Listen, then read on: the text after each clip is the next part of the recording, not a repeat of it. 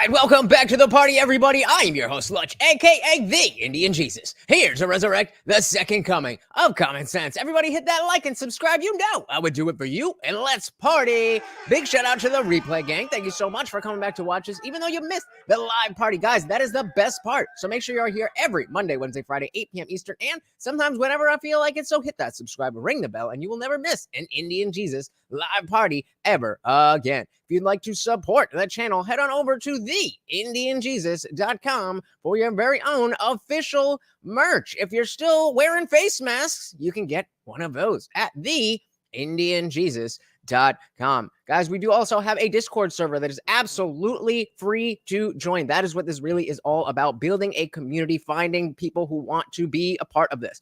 Again, it is absolutely free to join. There's a link in the description. And we should have one in the chat shortly. And like I said, it is a really good time. 24/7, we're in there hanging out. But if you join this channel as a member, you can scroll right below the video, hit that join button. There's a couple different levels, but it starts at just $2.99 a month and gets you not only members only live streams here on YouTube, but it actually gives you full access to that Discord server, including the after party voice channel. So as soon as we are done here on YouTube, we can leave the censors behind and you are not stuck behind your keyboard. You are actually on screen with me and everybody else, whether you want to cam up or not. It is a great time. Come and join us. Who do we got? Shout out to Michael in the building. Welcome, welcome, welcome back to another Philosophy Friday. So if you have not been to a Philosophy Friday before, that is totally cool. But if you have, welcome back. We've been going through the Crash Course Philosophy playlist just because, you know, we talk so much about these ideas of, you know, philosophy, a lot of different areas of philosophy. And it was very obvious that some people were a little bit more well-read with this stuff than others. So I thought it would be a good idea to go through this entire playlist so that when we are having these discussions, we are all kind of on the same page. So today we are diving into language and linguistics and all that good stuff, starting out with language and meaning. So as always, guys, if you cannot hear the video, please do let me know. What is a game? Easy question, right? You know what a game is. There's basketball, Chutes and Ladders, Dungeons and Dragons, tennis, wizard school. But those are examples of games. What I'm asking for is the definition of a game. Maybe. What is a woman? Well, anything that has it. No. What is a woman? Shout out to Zippy. Welcome, welcome, welcome to the party, sir. Good to see ya. Are examples of games. What I'm asking for is the definition of a game. Maybe if you haven't been keeping up with Crash Course games, you'd simply say that a game is a competition with winners and losers. But what about a game like Ring Around the Rosie? Does a game require at least 2 players? No, there is literally a game called Solitaire. Maybe a game is just a thing you do for fun. But what about Who Can Stay Quiet the Longest? The game that your parents used to play on long car trips. Or like Russian roulette. Or the Game of Thrones, where you win or you die. When it comes to language, there's a lot to philosophize about. But one question that philosophers of language like to mull is the question of meaning. What do words like game, red, or banana, what do they mean? How? And that's so that again, this is another one of those like super fundamental questions of like, what does a word mean? Not what does this word mean? What does any word mean? What does that? That's such a fundamental question that seems really obvious, but as we dive into it, it's a little bit more complex than it seems. How do we know what they mean, and who gets to decide? Well, I don't know how familiar you are with Crash Course, but I'm not as familiar with the other playlists. But this guy does have a twin brother who also does videos, so possibly. EBTFA. Language is one of our most nuanced and powerful tools. It takes all the stuff that's swirling around in each of our lonely, isolated brains, all those thoughts, and transfers them into someone else's brain, which is really... What do I always say? Shout out to Steve. Welcome to the party. I always say about the word God. The word God. It's such a bad word. Why? Why is God a bad word? Well, what did he just say? Does God do? Brains, all those thoughts, and stuff that's swirling around in each of our lonely, isolated brains, all those thoughts, and transfers them into someone else's brain. Does God do that? No, it does not. All it does is conjure the image of what you think of God. When I say God, when I say I believe in God, you don't know what that means. When I say I don't believe in God, you don't know what that means. All you know is that I'm referring to something in the umbrella of what you've referred to when you say God. Not very good at doing that. Zippy said a game is a theory with some sort of motive. It can be thinking, moving, or competition. A word soup may be thick tonight. All right. Thank you for the warning.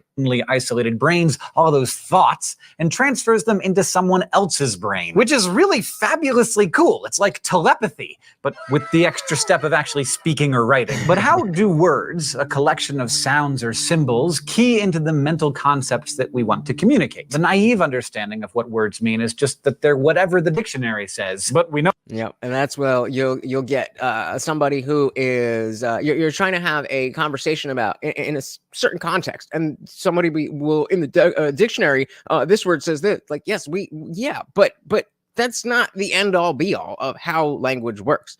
Language creates the dictionary. The dictionary does not create language. Michael said ontological argument for God's existence would disagree with you. Well, yeah, I'll go with Zippy. Agree to disagree. Communicate. The naive understanding of what words mean is just that they're whatever the dictionary says, but we know that's not totally true. Think about the difference between words like cat, kitty, mouser, and feline. Early 20th century German philosopher Gottlob Frege helped parse out this difference by drawing a distinction between what he called sense and reference. The reference of a word is the object or concept that it's meant to designate. Okay, so the reference of a word is what are you trying to refer to? Refer to. The reference of all of these words is this. Sense, on the other hand, is the way in which the words tie us to the object or concept. And this is where God fails. So while the reference of each of these words is the same, they have different senses. A kitty might be a baby cat or a sort of fancy lap cat, while a mouser might be a cat that lives in a barn and kills rodents for a living. So how do words get their meaning? A definition is traditionally understood as whatever meets the conditions for both necessity and sufficiency. Necessity and sufficiency. So these are the two different aspects of when you're looking for the definition of something. Then you want to hit these traditionally understood as whatever meets the conditions for both necessity and sufficiency. A necessary condition is what's needed, like what must be present in order for a thing to be a thing, in order for X to be X. A necessary condition of being a bachelor. Oh, honey, sweetie baby. This is philosophy is all about God, and God is all about philosophy. So this is exactly why we're going down this road, specifically to be able to talk about God. So this may not be for you if you ain't about it. For a thing to be a thing, in order for X to be X. Unnecessary. Let's shout out to Jack Talcott in the building. Welcome to the party. Good to see you. Zippy said, God being the infinite, you cannot explain God, for it is beyond man. How do you know that it is beyond man? Be necessity and sufficiency. A necessary condition is what's needed, like what must be present in order for a thing to be a thing, in order for X to be X. A necessary condition of being a bachelor, for example, is that you must be unmarried. A sufficient condition is something that's enough for X to be X, but it's not required for that thing to meet that definition. So if using the bachelor, like, yes, you have to be a man in order to be a bachelor, but you could be short, and you could be tall, and you could be strong, you could be, all those things could fit in there. And a shout out to our boy Nick Luchetti, moderator to the stars. Good to see you. Good to see you. Welcome to the party. To be said, because God is bad at being a word, man cannot explain God. Right, but that goes to now I'm mixing up the terms. What was it? The sense and the reference. So what's being referred to when people say God, I'm sure exists in some form, but the sense, what is it? Which form? Remember they use the mouser and kitty and all that stuff. Which type of cat are you referring to? Which type of God are you talking about? A deistic God, a theistic God, the God of the Bible, a God that sits among many other gods? Like, what is it that you mean, right? Jack says, love the discussions on words and language. They are powerful and mysterious tools that are distributed through both wise and foolish. Well said indeed. Enough. Being a bachelor, for example, is that you must be unmarried. A sufficient Yeah, we have the necessary and sufficient condition is something that's enough for X to be X, but it's not required for that thing to meet that definition. For example, being born in the US is a sufficient condition for being an American citizen, but it's not a necessary condition because people who weren't born in the US can still become citizens. Shout out to Papa Lutch, was born and raised in Trinidad and Tobago, but he is still an American citizen. So being born in America is a sufficient condition of being a United States citizen, but is not a necessary condition because you can be not born in America and still become an American citizen. The long-standing view of definitions was that if you can figure out both the necessary and sufficient conditions for something to be X, then you'll have your definition. That is, you'll have found the criteria that exclude all non-X's but include all X's, if you're following me. But 20th century Austrian British philosopher Ludwig Wittgenstein said this rigid concept of definitions doesn't actually work. For example, you just can't define the word game in a way that's going to make everybody happy. I mean, I'm happy to use the word God there too. You're definitely not going to define the word God in a way that makes everybody happy. Like I said, imagine defining God as the greatest being you can think of. Now, if this greatest being only existed in our minds and not in reality, then there could be something even greater. Namely, well, let me know when you guys have like, if you're not, do like 1/ whatever. So we'll do, okay. So imagine God as the greatest being you can think of. Now, if this greatest being only existed in our minds and not reality, then there could be something even greater, namely a being that that exists both in mind and in reality. Since God is supposed to be greater than possible beings, said who? You're just saying that. Where in this does it prove? You didn't prove here. It's not all there. Where does it say God is supposed to be the greatest possible being in this? You've just asserted this.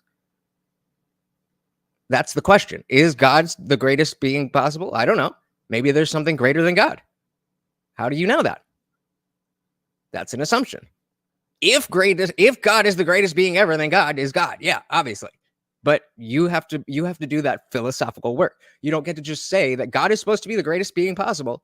You don't get to just smuggle that in. You have to prove that. Not all there. Sorry, buddy. Doesn't actually work. For example, you just can't define the word game in a way that's going to make everybody happy. Any definition you give, someone's going to come up with a counterexample. Either some game that's excluded by the definition or something that the definition includes that not... Okay, so how do you know that? How do you know that? You're making the claim that if it wasn't the greatest possible being, that it wouldn't be God. How do you know that whatever it is that you're worshiping is in fact the greatest possible being? You don't know that. You're assuming that it is and calling it God by virtue of it being the greatest thing. You have to prove that that exists. Otherwise, then it's just, then yeah, you can have it as an idea. The greatest thing that could possibly ever be. Okay, that is God. So that's the sense. What is it referring to? What is the greatest thing that could possibly be? You don't have those answers. Jack said, I agree. God is real. We are temporary perceptions. I'm not sure what that means, but cool. When you imagine God, you're imagining a being greater than all others. How do you know that my imagination isn't stronger than your imagination and I can imagine something that's stronger than your God?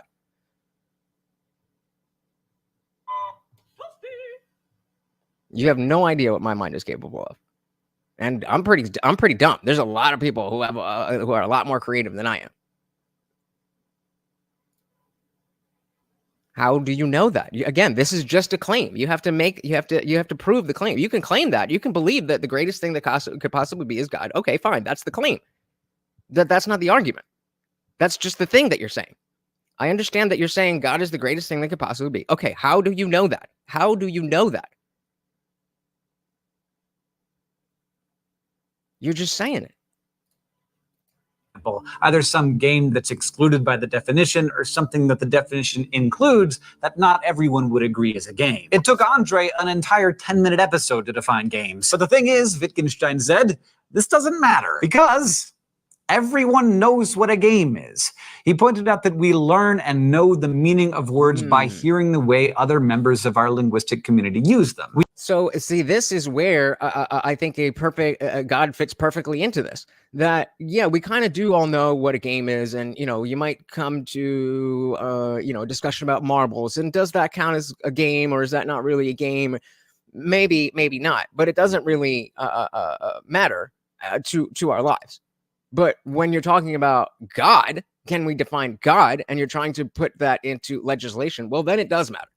And so the fact that God and game are in this, as words, are in the same exact position should tell you something, that we shouldn't be basing our laws on words that we can't define. Possibly.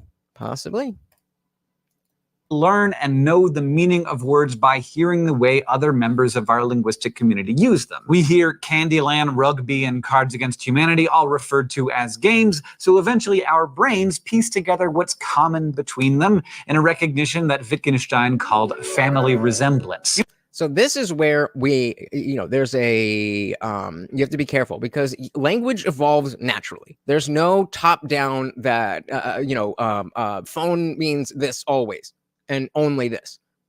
Like, this didn't exist the first time somebody uttered the word phone, meaning a telephone. And so language does evolve. It is the way we use it. That being said, we do have to have an agreed upon meaning for these words. And so there's a balance there where it's constantly moving, but at any given time, there should be a specific meaning for a word. So, like the what's an example? One thing I can't think of a good example right off the top of my head, but how we used to say I'm thinking about The Office, and I remember when boss meant really cool. That's really boss, man.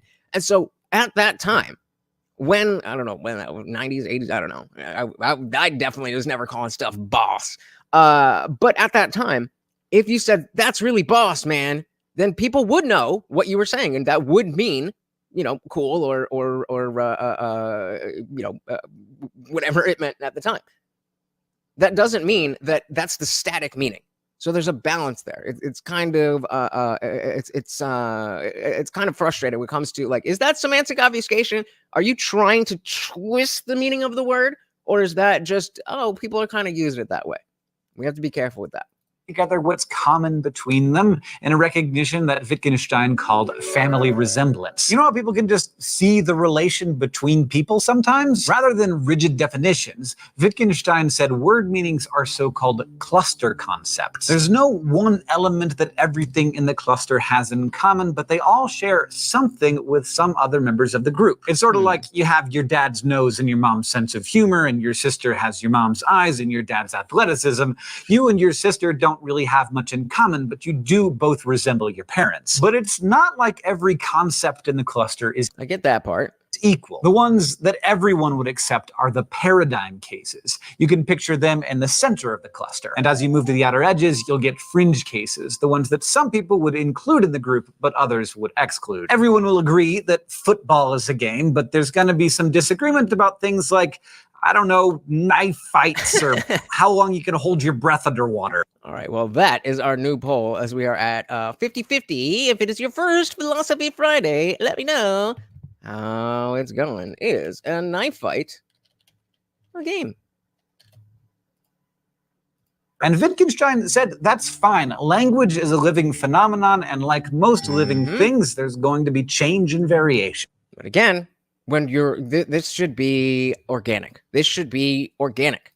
But who gets to decide what words mean, or if a meaning is legitimate? Here, Wittgenstein said, meaning is use. In other words, as long as a linguistic community uses a word in a particular way, it has that meaning. Watch. So again, the problem with this is that 8 years ago, when this video was released, then I don't think there was such a strong push to get a group of people to start using a word a particular way. And so again, we come back to the semantic obfuscation, calling everything racist, calling everything homophobic, calling everything transphobic. That is, everybody is starting to use it that way. But is that organic, or was that pushed by political activists? Shout out to Guam Tech. Welcome to the party. Said the Thinking Man's Fridays. Welcome, sir. Good to see ya. As long as a linguistic community uses a word in a particular way, it has that meaning. And so this is where they say, well, as long as you act like a woman and dress like a woman and feel like a woman, then you are a woman. That's where that goes too far. Shout out to Taylor Wooden. Welcome. Watching the way words develop and change does suggest that Wittgenstein was onto something. I mean, mouse didn't used to mean that thing, but now it does. We make up new words as we need them, and at the same time, words also fall out of use or take on entirely new meanings. So that's a good example. Like, nobody had to correct you to when you were calling this a cursor or whatever it was. And like, no, you can't say that. You have to call it a mouse. That's not how you learned what this was. That's the difference between the semantic obfuscation and the organic evolution of language. Michael said, so the societies start to break down when we can't agree on the definition of a woman or the definition of other words. Bingo. Yup. Yes, sir. Yes, sir. Words as we need them, and at the same time, words also fall out of use or take on entirely new meanings. Now, this view of language assumes that meaning is tied to particular linguistic communities, and a community might or might not span all of the speakers of that language. Think about the regional differences in words that might be specific to your town or school or group of friends or family. And what about this? Do you and your best friend have code words, words that you use to talk privately even when you're in public? Like the two of you could be at a club and one of you would say to the other, that guy at the bar is a total shoehorn, and the other one would know exactly what you meant. And in this case, person who probably still uses a shoehorn, even though no one does anymore, and they're pretty much useless. But the fact that the person that uses them is cute in kind of a dorky, retro way. I made up a word with friends. And I'm pretty sure it was like me, not like a collective thing. But if you are doing drugs like Xanax or painkillers and stuff like that, then you're gonna have the tendency to ramble a lot and just say stupid things, just and not really be able to form a cohesive thought. So what happens is that you just start rambling on something and not really making sense, and you're trying to find it and you don't really know where it is, and then everybody else is like trying to listen to you. You're like, bro, what the hell are you saying? What are you talking about? And you're like, I don't know, never mind. But and now you're on 7 different things and you don't even remember what you were talking about. And so this would happen all the time. And I was like, yeah, why are we telling each other to shut up all the time? Why don't we just nicely and calmly let each other know, hey, you're kind of doing that rambly thing again. So we came up with the word meesh, M-E-E-S-H, M-E-E-S-H.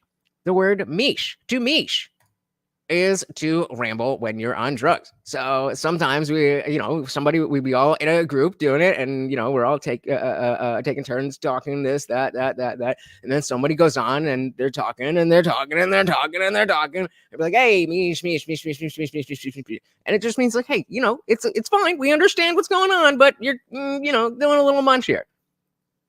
And it really it worked out. It worked out. Shout out to Sarah Marie. Welcome to the party. Good to see ya.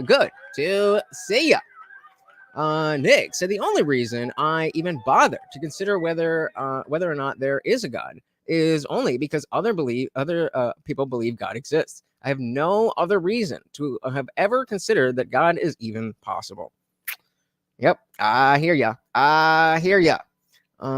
Sarah said your future president is the master of word soups. I'm not. Who are you talking about there?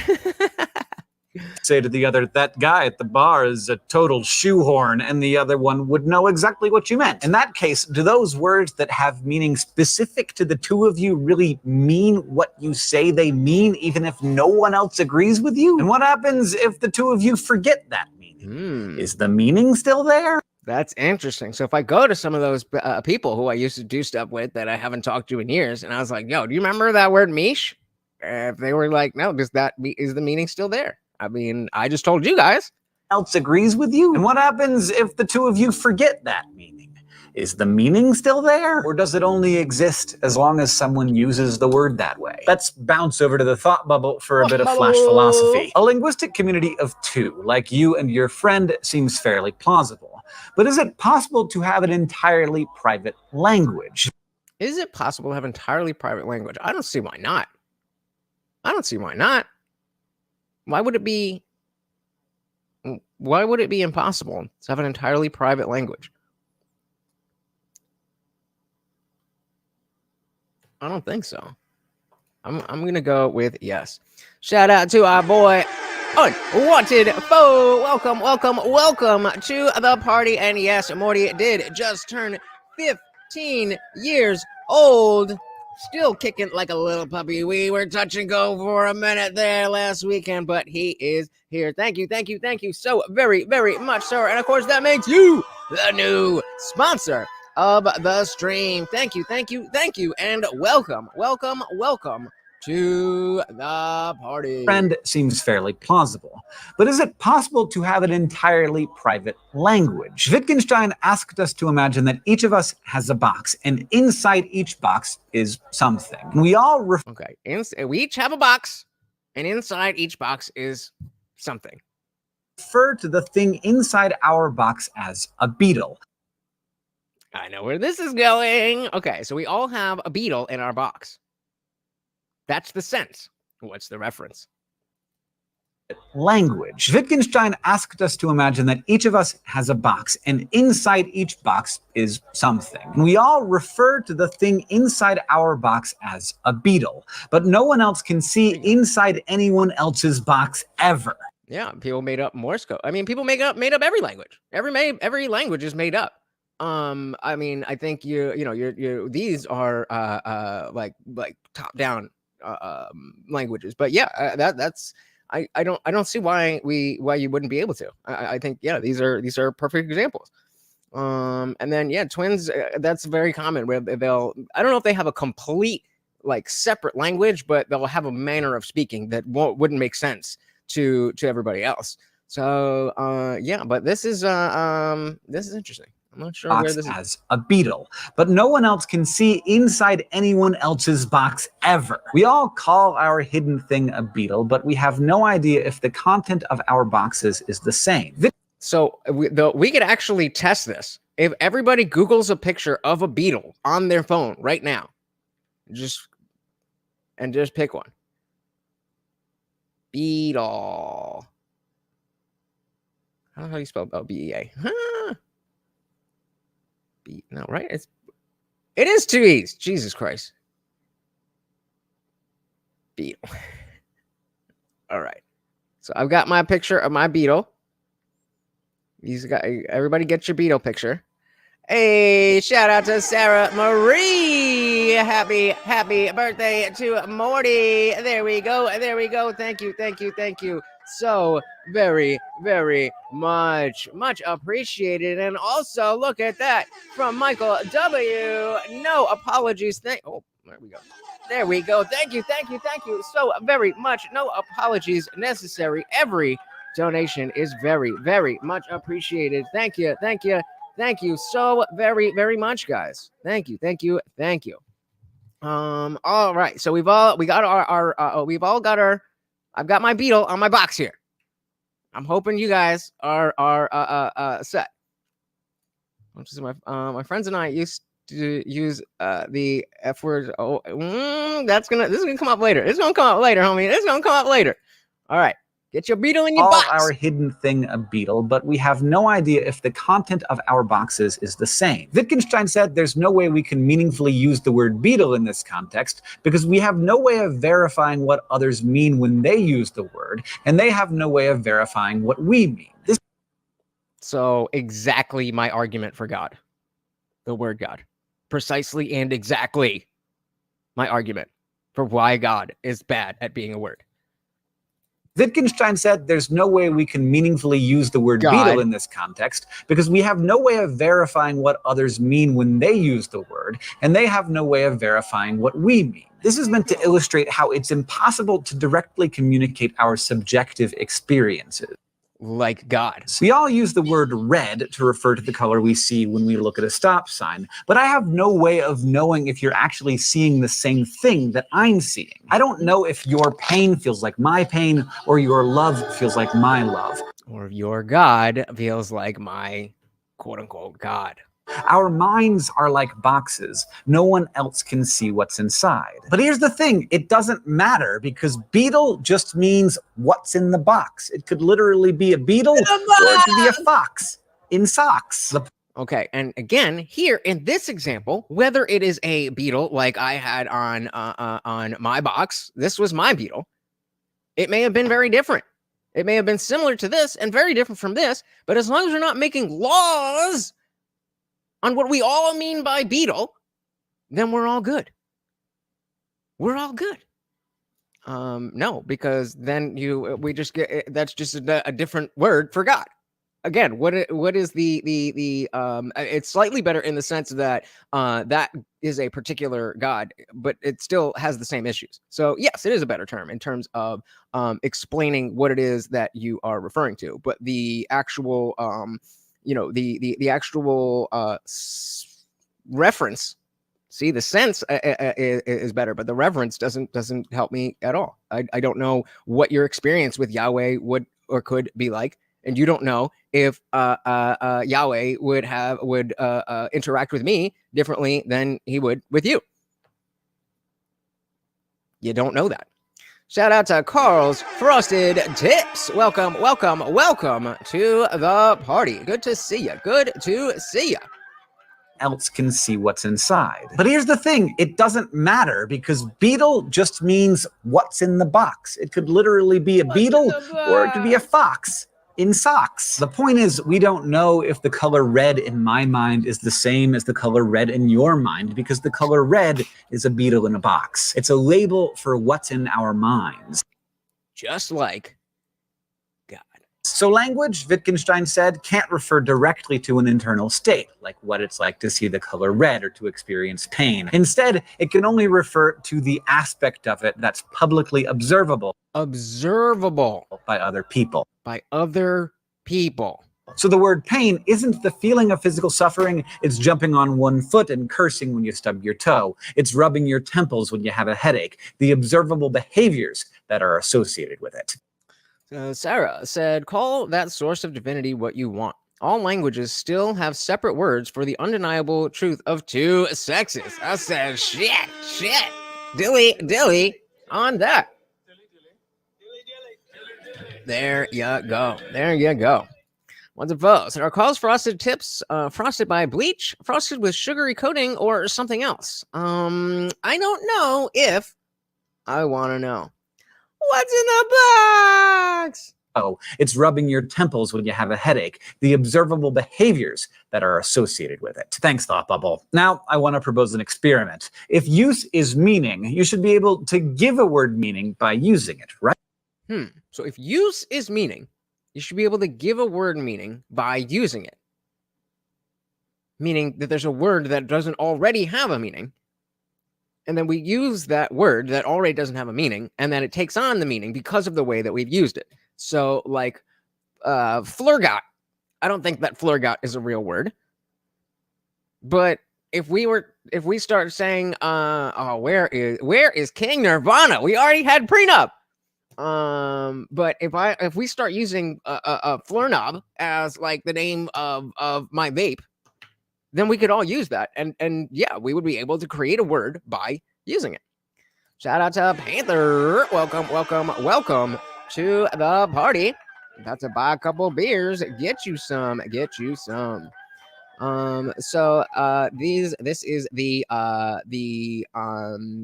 bimodal, meaning there's two groups, and sometimes those groups overlap. So intersex and hermaphroditism are inter overlaps of the two categories. There's man and there's woman, and sometimes those overlap. That's not a third category. That's just an overlap of the two categories. Right? At least if you can convince a linguistic community to go there with you. And we know that there is an entire community that can be convinced linguistically to go there.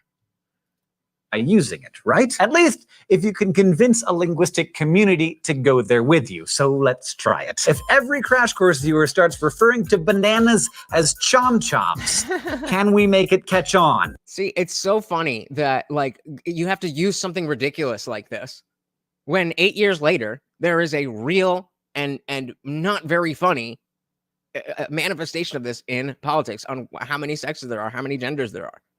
This is as crazy as they could think of. And now it's just trans man and trans woman. Can we create meaning? We'll have to stay tuned for the answer to that one, but in the meantime, we can think about what might happen, and to do that, we need to make a distinction between two different types of meaning. When people communicate verbally, there's speaker meaning, which is what the speaker intends when using a word, and then there's audience meaning, which is what the audience understands. Since the whole point of language is communication, our goal is for speaker meaning and audience meaning to match up. Right. But as anyone who's ever, had a conversation knows, this doesn't always work out. Like, Billy tells Bobby that he likes Sally. Billy, the speaker, means that he likes Sally as a friend. Bobby, the audience, takes Billy's statement to be a profession of, like. So Bobby then goes and tells Sally that Billy likes her, when in fact Billy actually likes Susie, not Sally, and pretty soon, you know how it goes. Tears. The point is that even with a simple word that we all think we understand, like, speaker meaning and audience meaning can fail to connect. When we get into more complicated or nuanced words, or when we try to invent a new word like chom-chom, we're or trans woman, likely to run into some pretty high-level speaker meaning, audience meaning confusion. But for now, we learned about meaning. We talked about sense and reference, Beatles and boxes, and language games, and we learned that bananas are called chom-choms. And that if you use queer and non-binary enough, that people will actually be able to understand what it is that you're talking about, even though that makes no sense. So we'll move right on to the next part that's going directly in line with language and words and meanings and all of that stuff. How often do you actually think about the things you say? Oh, quite often, sir. I think a little bit more often than your average person, but maybe that wasn't me. What you're literally saying. That's a seriously overused word, by the way, literally. A lot of the times people use it just for emphasis in ways that I consider to be pretty incorrect. Oh, well, but the dictionary changed it now.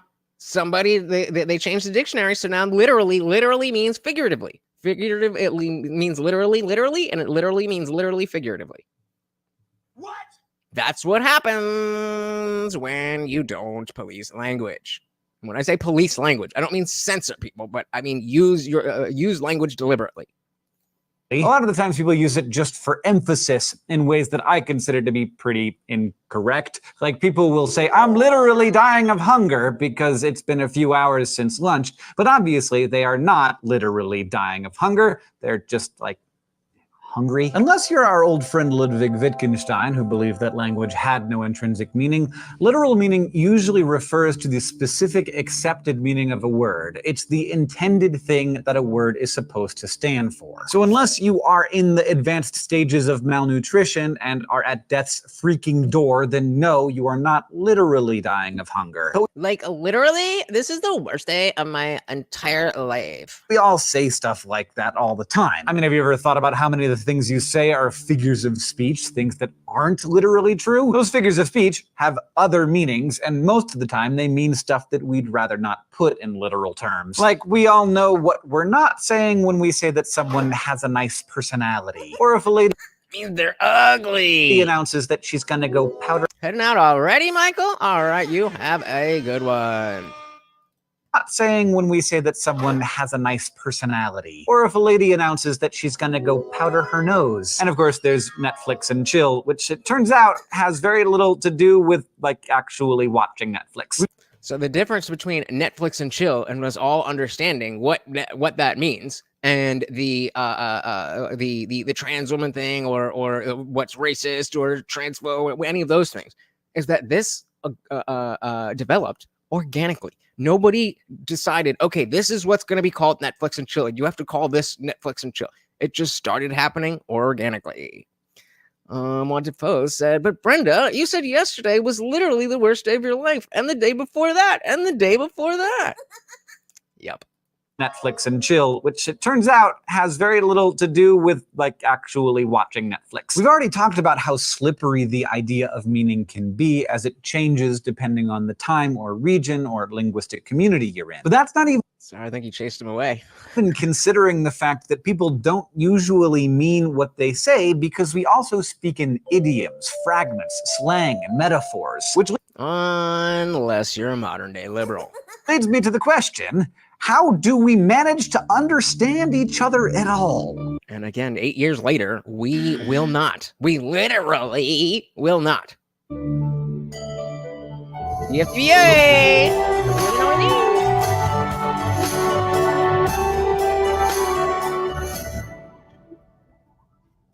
When it comes to how we know that something described as bad is actually good, or how we know that a reference to Netflix is really about sex, we can thank 20th century British philosopher Paul Grice. He wanted to explain exactly how yeah, I love this. So you know how they have their little notes here. This one says YKWIM.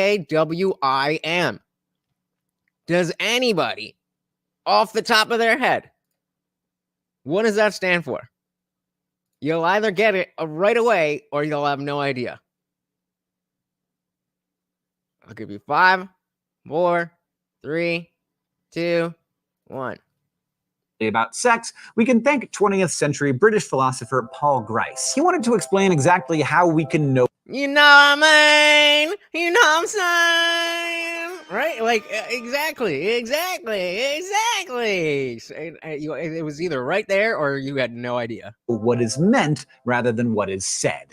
And he described our ability to do this through a theory he called conversational implicature. Grice said, to really understand what goes on when we process meaning, we need to sort out the difference between what is said and what is implied. Again, another art that is lost among anybody who listens to Donald Trump.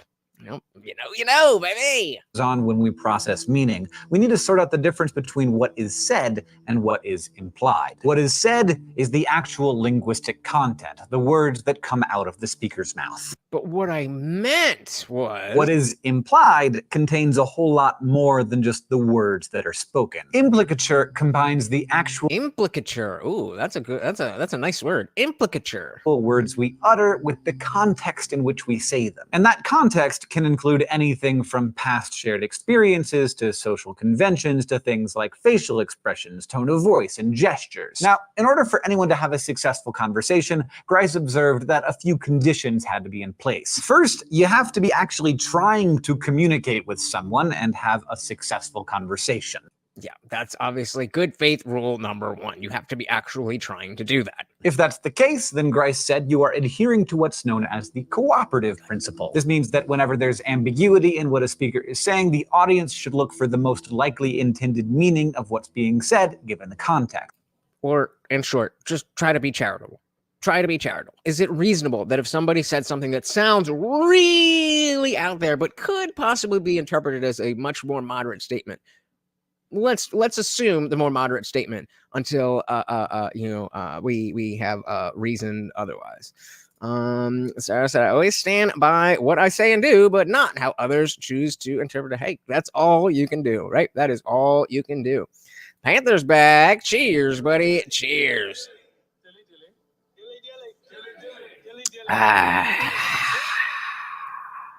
is saying, the audience should look for the most likely intended meaning of what's being said, given the context. So even if the literal words don't fit into the conversation you're having, you should try to interpret whatever your interlocutor is saying so that it makes sense. Like, if you're in your sister's room having an argument and she says, "There's the door," you can assume that Right, yeah.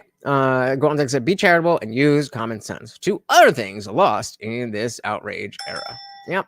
makes sense. Like, if you're in your sister's room having an argument and she says, "There's the door," you can assume that she's not randomly naming house parts. Or if somebody says, "Find me the votes," you can assume that they're not asking you to fabricate votes, but instead just locate the votes that already exist. And she says, "There's the door," you can assume that she's not randomly naming house parts. She's recommending that you walk through that door and out of her space. But the burden of understanding doesn't all fall on the audience. Grice also laid out certain maxims or Oh, we're losing everybody. All right, you have a good one, brother. Thank you for being here. communicative rules of thumb, which help Wait, let's back that up. on the audience. Grice also laid out certain maxims or communicative rules of thumb, which help speakers keep to the cooperative principle. These maxims fall under four main types: quantity, quality, relation, and manner. There are two rules relating to quantity. First, you should be adequately informative. When your parents call you up at school and they ask how you've been, you probably just say something along the lines of, "Good, fine." Now, this might be technically accurate, but you're not giving them the quantity of information they're looking for. What they really Right. So if somebody is if somebody's asking you what is your position on what's your position on abortion, then just saying even just saying pro-life or pro-choice, it gets you started. But in the same way of the parent calling the kid, it doesn't really give you enough. Where would you like? Okay, I'm pro-life, I'm pro-choice. Is that the end of the conversation, or are we finding a way to get a little bit closer together, or understand each other better, or find out what it is that we're apart on, so that we could find what is it? What is it? We need more. This might be technically accurate, but you're not giving them the quantity of information they're looking for. What they really want to know is, are you going to pass math, and are you remembering to wash your sheets? Stuff like that. Second, we shouldn't be more informative than is required. Well, Mom, last night we were... I was going to make a really bad joke. We've all met these people. When you're explaining to your teacher that you missed class because you were sick, you do not need to provide all of the gruesome details about the nature of your diarrhea. I mean, there really is such a thing as too much information, people. There are also two quality rules of communication. First, we shouldn't say things that we think are false. Obviously. This includes people who are running for elected office. Oh, look at the old Trump and the old Hillary. No one should just tell lies. The second quality rule cautions us to refrain from making claims for which we have insufficient evidence. Less obvious, but definitely very true. If you don't have enough reason to claim the things that you say you know, then don't say that you know them. Second quality rule cautions us to refrain from making claims for which we have insufficient evidence. So if you see your significant other talking to someone else in the hallway, don't go around telling everyone that they're a cheating scumbag without first checking your facts. Now, this isn't to say that people don't break these rules all the time. Some people lie more than they tell the truth. But Grice's point was, violating these rules hinders successful communication. Now, the next maxim is the rule of relation, which tells us to say relevant things. It's what keeps... Yeah. And this is where talking about the ability to understand each other, the fact that you can use false accusations to get internet clout. That is what is going to rip this culture apart. Absolutely. Now, the next maxim is the rule of relation, which tells us to say relevant things. It's what keeps us from going on a tear in the middle of the Super Bowl about the homeworlds of our favorite members of the Legion of Substitute Heroes. This one I have a short fuse with this one. And I gotta work on it. Excuse me, I gotta work on it, but I'm very economical, I'd say, with the words that I use, and try to get to the point in a very concise manner. Now, obviously, I don't always do that, but when I'm talking to somebody and they're just meandering, it is so difficult. It is so difficult to not just be like, get to the point. I asked you this, now answer with this. This is the form of the response that I'm looking for. And it can be frustrating, but like, how is this relevant? We got to give people grace. Maxim is the rule of relation, which tells us to say relevant things. It's what keeps us from going on a tear in the middle of the Super Bowl about the home worlds of our favorite members of the Legion of Substitute Heroes. I'm looking at you, Chlorophyll Kid. And finally, there are 4 rules about the manner in which we speak. First, we should avoid obscure turns of phrase. After all, this could come off as supercilious and pedantic, and might cause your interlocutor to be fractious. The point of conversation is successful communication, not showing off how big your vocabulary is. Second, ambiguity should be avoided. Keep your audience in mind when you use figures of speech and slang. The reason you don't talk to your grandmother about your bae is because she's not going to have any idea. Your bae! Oh my god! 8-year-old videos are awesome! But yeah, exactly. I mean, going down these matrices, Kamala can't hit any of them. She's wrong on every aspect that has been shown on this screen so far in this video. I mean, I'm not even mad. I'm impressed. The reason you don't talk to your grandmother about your bae is because she's not going to have any idea what you're talking about. Third, be brief. Don't give a 10-minute explanation when a 1-minute one will do. Right. And yeah, that's another one with Ian Crossland. Gromtek saying he has a tendency to not have much relation to parts of some of the conversations. And sometimes he's also not that brief. And I definitely agree. But so like people like us are going to be a lot more open to that aspect of his charm, whereas it makes a lot of sense to me why Tim doesn't have that patience. He's like, yo, I'm trying to run a show here. And so even though the things that he says might not be super relevant to the politics of what's going on, even if it's related to the topic, and then, you know, you're long-winded about it, I could definitely understand. Yep, Ian Crossland. Ooh, his manner can be a bit improved. Talking about. Third, be brief. Don't give a 10-minute explanation when a 1-minute one will do. And finally, be orderly. Remember the time your mom recounted the recipe for her famous meatloaf from memory, and then when you tried to make it, you ended up with like whole onions and raw meat? Mom assumed you were going to know that you needed to chop the onions and bake the loaf, but she didn't say that. I hate her so much. I hate her so much. What can be unburdened by what has been? I hate her. So the rule of orderliness reminds us to not miss steps when we're communicating information. Now, this might sound like a lot of rules, but Grice believed that we already follow these maxims when we engage in conversation.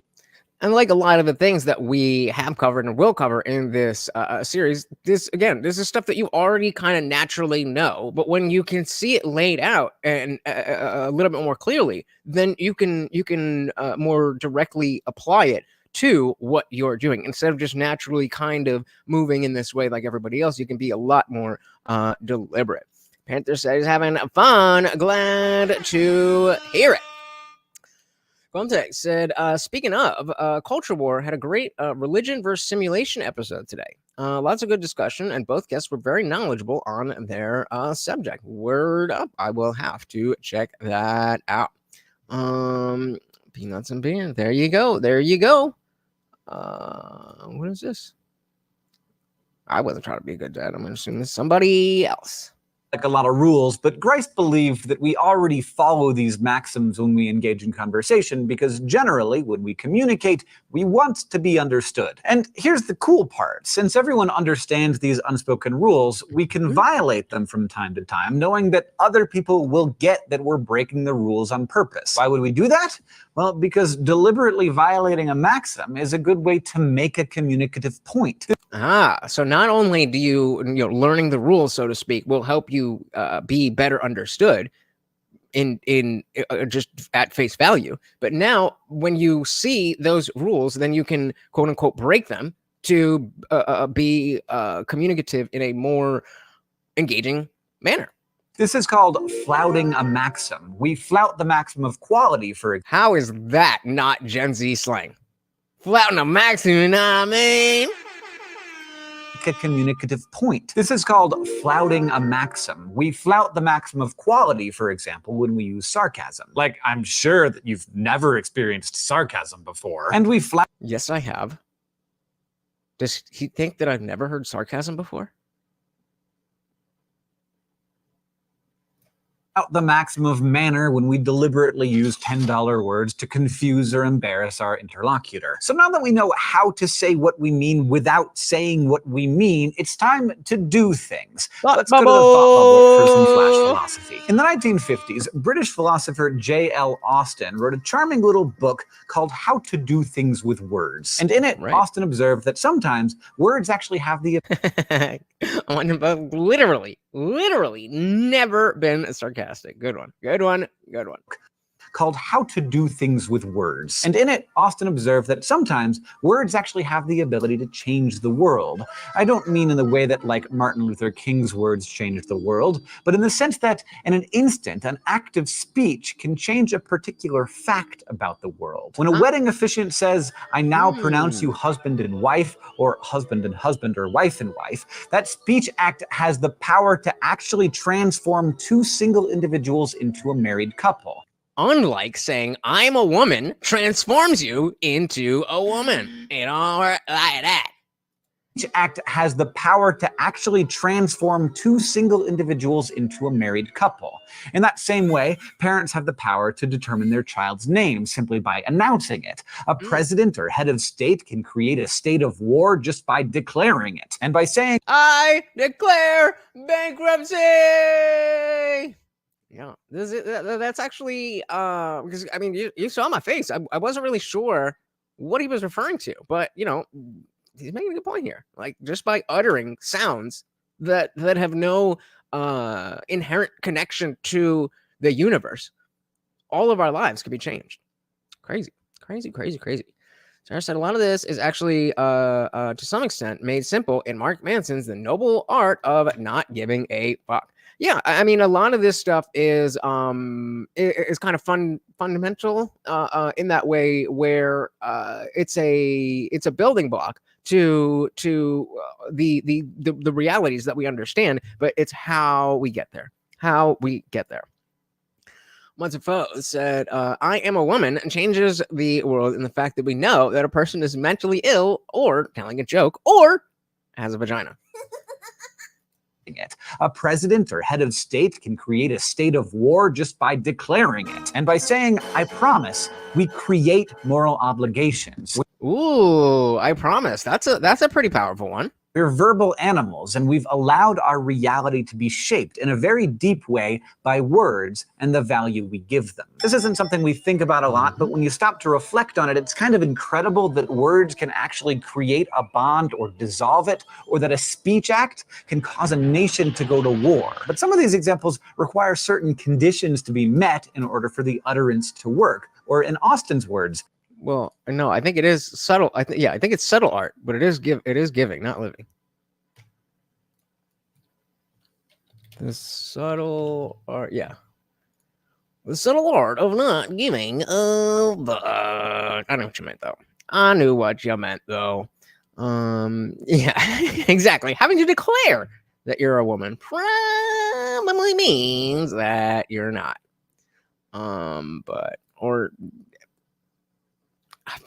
I don't know what's been going on. I've been feeling extra spicy. I am so glad that we have the after party, because I've had to bite my tongue a lot more than I don't know I had before. Come to the after party, see what the hell I'm talking about. Or dissolve it, or that a speech act can cause a nation to go to war. But some of these examples require certain conditions to be met in order for the utterance to work, or in Austin's words, to be felicitous. Like, if one of the spouses to be at a wedding is underage, or already married, or is a dog, then pronouncing them married won't make it true. For now.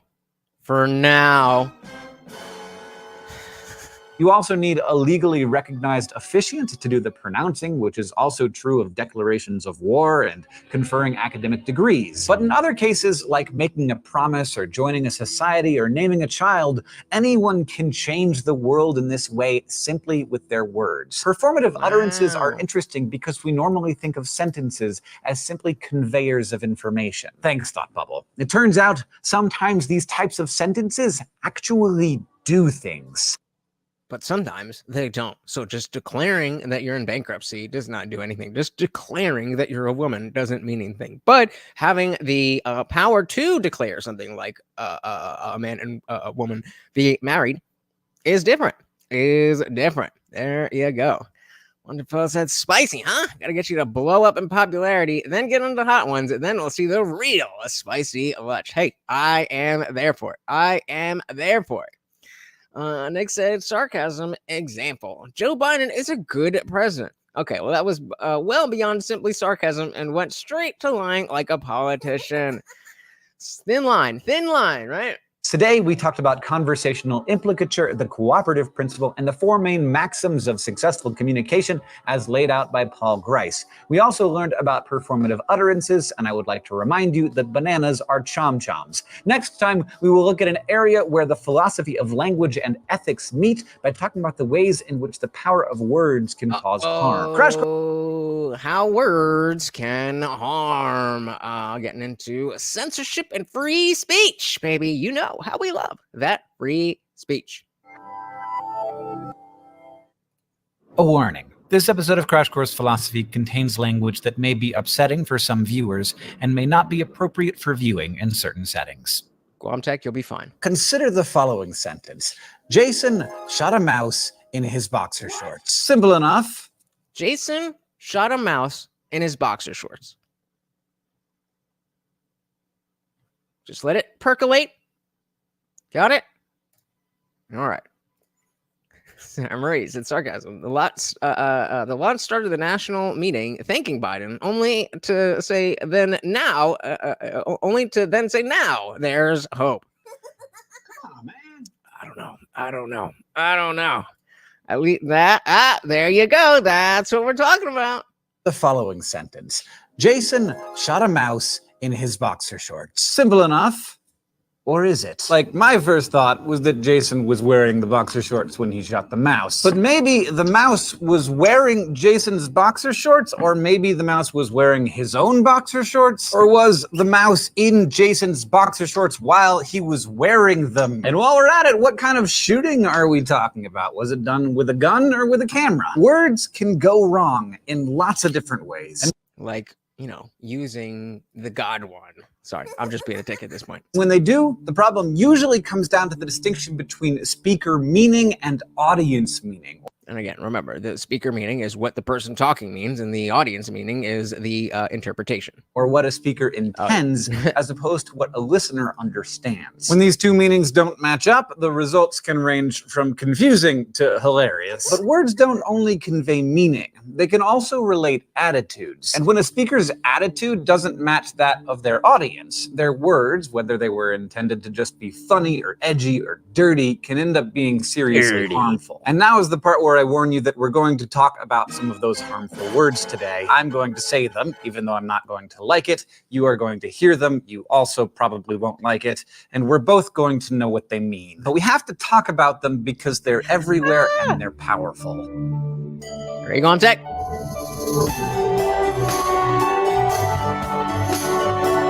Yeah, I never thought about the Monopoly one. What's the weirdest one? Oh, it was obviously the Fruit of the Loom with the cornucopia. It's eluding me right now, but it's not the Berenstain Bears ones. I forget which one it is. But there's one that's a popular one. But yeah, that Mandela effect can get you. There was Unwanted Foe that was talking about Richard Simmons yesterday. We're like, wait, I thought he died already. Yeah, exactly. Yeah, exactly. Seriously harmful, like protect trans kids, since trans kids don't exist. Well said.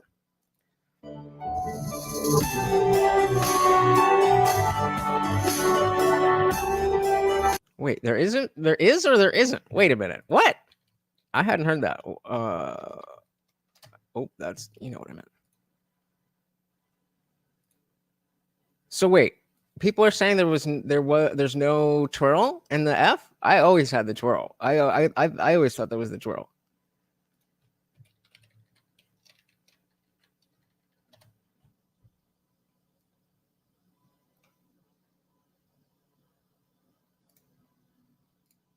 Let's see. What do we got? What do we got? Okay. I was driving home from work today to find a Ford car, and when I looked at the logo, there was a tiny loop at the end of the middle part that stood out to me. I knew that the writing and the Ford logo had flourishes, but this one looked like different from before. Did a Google search on the image on the logo this evening, and when I look at the logo's variations and historical versions, the wronger that little twirl looks to me. Nah, yeah, I definitely really, that's wild. That, I mean, there's other ones that definitely get me, but that ain't one of them. The one I've seen recently is Wizard of Oz. So what color were Dorothy's socks? Did the Tin Man, the Tin Man, Scarecrow, and Lion, did they have weapons? And what did the witch say when the monkeys were flying? All those are apparently disputed. How words can harm. Let's start out with a harmless example of miscommunication, our mouse in boxer shorts. The reason that sentence is so confusing is because we understand most language by context. But sometimes, like in a lone sentence about a mouse, the context just isn't there. And the result is often ambiguity, when a statement has more than one plausible interpretation. But there are other times when we do have context, but it isn't enough. Because there's the context that you share with your interlocutor, stuff that's known to both of you, like how mice don't wear underwear. But there's also the personal context that each of you brings to the conversation. Like if somebody... Yep, yeah, that one. I mean, when of course, it was always mirror, mirror on the wall, who's the prettiest of them all or whatever. That's, I don't believe it. I don't believe that one. Nope. Wear underwear. But there's also the personal context that each of you brings to the conversation. Like if somebody makes a stupid off-the-cuff joke about your mother, that could turn out to be really painful if your mother has recently died. There are other kinds of unintentional linguistic harm as well. That's where you're gonna go? That's where you're gonna go with your mom and taking offense? Oh man, come on. Painful if your mother has recently died. There are other kinds of unintentional linguistic harm as well, some of which I'm sure you've encountered probably in texts or emails. One person says something as a joke, but the other person reads it as serious and takes offense. These are cases where the speaker tried to flout one of Grice's maxims that we talked about by... Oh yeah, we remember flouting the maxims, right? Say, using sarcasm or irony, but the audience was using the cooperative principle and assumed that everyone involved was saying what they really meant. So a sarcastic text, if read understand... Oh, come on! Using the cooperative principle and assumed that everyone involved was saying what they really meant. So a sarcastic text, if read without the help of social cues... You see what the text says, right? like tone of voice or body language can end up creating miscommunication. But when it comes to the injuries caused by language, the greater concern for us here is words that are deliberately chosen to cause harm. Now, let's pause for a moment here to talk about how we talk about harmful language. So this is going to be interesting. I don't remember if this is a more pro free speech type of thing, or just like a... Again, philosophically exploring how people can be emotionally affected and triggered and offended by words. Let's see. Philosophers often rely on what's known as the use-mention distinction. This is the difference between talking about a word and talking with the word. Let's look at the difference between using the word philosophy and simply mentioning it. Consider this statement. I have a hard time staying awake in my philosophy class after lunch. Would that be use or would that be mention? That would be mention. Right there, I used the word Damn it. philosophy. But when I say philosophy is a Greek word meaning love of wisdom, I'm mentioning Wait a the minute. word or talking about it. The use mention Okay. distinction I'm okay. I understand. is helpful when we talk. Let's because what I was thinking is that because he was talking about doing philosophy. So if he was saying that like we were like what we were doing in philosophy class, we were studying this type of philosophy, and then it would be a use case. Whereas he's just like stating that you're staying awake is not really doing philosophy. So it doesn't have to actually be a manifestation of what the word means. It's just Under this statement, I have a hard time staying awake in my philosophy class after lunch. Right there, I used the word philosophy. But when I say philosophy is a Greek word meaning love of wisdom, I'm mentioning the word or talking about it. The use mention distinction is helpful when we talk about sensitive or taboo words because we have to use them in order to talk about them. And there are many kinds of taboo words. Some are considered off limits because they are, for lack of a more philosophical word, dirty. Dirty words are scatological, blue, coarse. They refer to things like body parts, bodily functions, and sexual acts. You probably don't want to use these words in polite company, but if they do offend people, it's because they offend their sensibilities and not, say, their ideas about themselves or their identity. These words are used for emphasis, to shock, and to express strong attitudes, but their point isn't to target a person. Their point isn't to harm. And it's like, you know, the guy who can't fucking say a fucking sentence without fucking throwing 7 fucking fuckings in there. contrast, hate speech consists of words that are directed at a member of a group, and they're used specifically because of that person's membership in that group. Now, again, you may legally not believe that hate speech is a real thing, but that doesn't mean that in this context that it doesn't exist. These groups are generally based on something that's key to a person's identity, like race, ethnicity, gender, sexual orientation, or religion. Hate speech is typically understood as more morally problematic than dirty words because hate speech is designed to hurt. But how can mere words cause harm? To understand, They can't, bro. They can't, unless we're talking about the president declaring war. I mean, you know. this, we need to talk about a linguistic phenomenon known as thick concepts. Thick. These are words or ideas that come preloaded not just with descriptive meaning, but also with evaluative content. There are attitudes and values that are baked into these words that are hard, if not impossible, to unbake. For instance, murder is a thick concept that contains a description. It means to kill someone, but it also contains evaluation. Murder is unjustified killing. There's no such thing as a good murder. Now, with this So this goes back to a conversation we were having the other night in the after party about whether if you're going to say that abortion is murder, and then there's situations where you would allow exceptions, then I was arguing that you would then be arguing that it would be in that specific case to murder your child. But what did he say? Unjust or murder is unjustified. So if it's justified because of the circumstances that I gave, then it's not murder. I win. I forget who was there, but there we go. Hey, we got our boy King Nirvana. Oh my God, where were you before, bro? We had you. We had a perfect pre-nub moment, and you missed it. But I'm glad to see you, brother. Welcome to the party. Contains a description. It means to kill someone, but it also contains evaluation. Murder is unjustified killing. There's no such thing as a good murder. Now, with this concept, so Sarah Marie, so the very second we chose to say that words cause harm in the manner that we claim it to, even physical, we started the end of free speech. Yep. Unwanted votes said, according to Harvard, Penn, and MIT, saying to commit genocide against these people isn't hate speech unless they know the context. What? That was hilarious. That was hilarious watching the testimony. Semantic. Obfuscation. So we have this definition of hate speech. We're obfuscating it. And adding this piece of, well, you have to know the context. That was not a necessary part of, that was not a necessary factor in the definition of what hate speech is. But now it's politically convenient. Well, context matters. Come on, man. Samarine said, still, I choose to live by the simple be who you are, say what you want, because those who mind don't matter, and those who matter don't mind.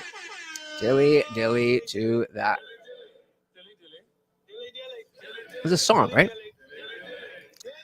Gromzek said, still blows me away that Dave Chappelle sort of got a pass on the F word. Yeah, all the Wokies still got pissed, but only about the trans stuff. They never mentioned the F word at all. And I hate that I'm saying F word. I feel like a second grader. Yep. All right, fair enough. Murder is unjustified killing. There's no such thing as a good murder. Now, with this concept in mind, let's consider a theory about how certain words cause harm posed by American lawyer Charles R. Lawrence III. Lawrence argues that hate speech should be legally punishable in the United States, just as it is in some other countries. Of course he does. His argument focuses on thick concepts that are used to disparage a person for simply being who they are. What's problematic about these concepts, he says, is that you can't pull their descriptive meaning away from their inherent negativity. Both the meaning and the attitude are tied up in a single word. I would agree, and also say get over it. So I would assume that he's talking about the N-word here, or something, in line with that. But the fact that there are some words that are inherently mean doesn't mean that we can't use them or we shouldn't use them. And again, this guy just said punishable by law. So yes, we shouldn't do things to purposely hurt people in general, but it certainly shouldn't be against the law to offend somebody. Dexter question, what? From their inherent negativity. Both the meaning and the attitude are tied up in a single word. Let me give you an example, a word that I am going to have a hard time saying. It's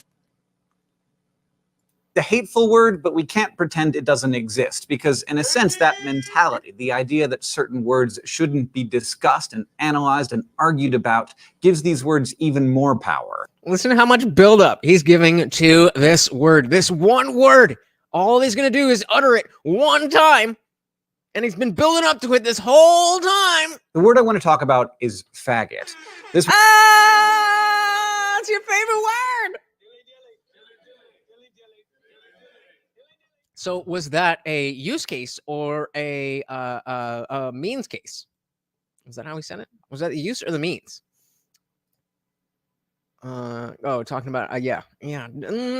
Dexter's not really like who would we want to model after, but right, yeah, dude, right, all that for the F slur. Here, I thought it was the N word. Aloha. One more time. Argued about gives these words even more power. The word I want to talk about is faggot.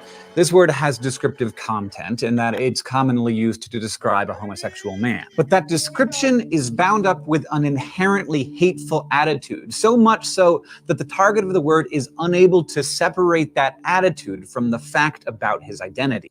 And this was true for a time. But the problem is that even when this video was made, we moved beyond that. And most of the time that people used that word, they were not referring to a gay man and not referring to it being bad that he was a gay man. It was just to, the old, you never call your friends retarded, you never call a retard retarded, you call your friends retarded when they're acting retarded. Same thing with this. Same thing with this. But the natural, so I guess the semantic obfuscation goes in both ways, where they will make something mean something, but then when it naturally and organically takes on the meaning, when you say something, oh, that's gay, that naturally and organically developed that way. Nobody was talking about homosexuality when we're talking about, oh, that's gay. But then they made it about that. It goes both ways. Manifestation. Everything that manifests is meant to. Yeah, I guess. I mean, Yeah, I don't like the word meant. What do you mean by meant? I don't think there's anything that's meant to be. So not really sure, but yeah, everything that is, I think that there's definitely a balance to the universe, and everything is going to be the way that it is. So if that's what you mean, then agree. The word hurts because it tells the target that an essential part of his identity is bad. Being told that you're wearing an ugly shirt or that you have a stupid haircut might sting, but those aren't essential parts of you. If you're told that who you are is inherently bad You don't or know how I feel wrong, about my then you're hat being hit to your or my core. shirts. The point of using a word like that is to harm. That's all it's used for. That is its sole purpose. Well, okay, fine. I'll give you that. The point of a word like that is to harm. That's all it's used for. But is the type of harm that we are talking about with a word always something that should be stricken from use? So if I say asshole, or let's go because you could literally be talking about your asshole. But okay, so let's just say let's use the phrase you're an asshole. If I use the phrase you're an asshole, there's no way that you can use that phrase to not do harm. But the degree and context of that harm could be sarcastic. So somebody could be playing a prank on you. Oh, you're such an asshole. That's very different than at face value calling somebody an asshole. And same thing goes for the answer.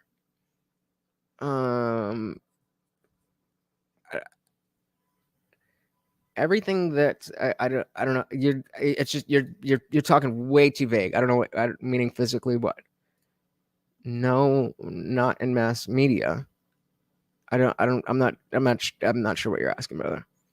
Grontek said, how about retarded? We don't just use that word to harm, but it's still problematic. Yeah, good point. And so this is where we can see a little bit of the political poking through the philosophical.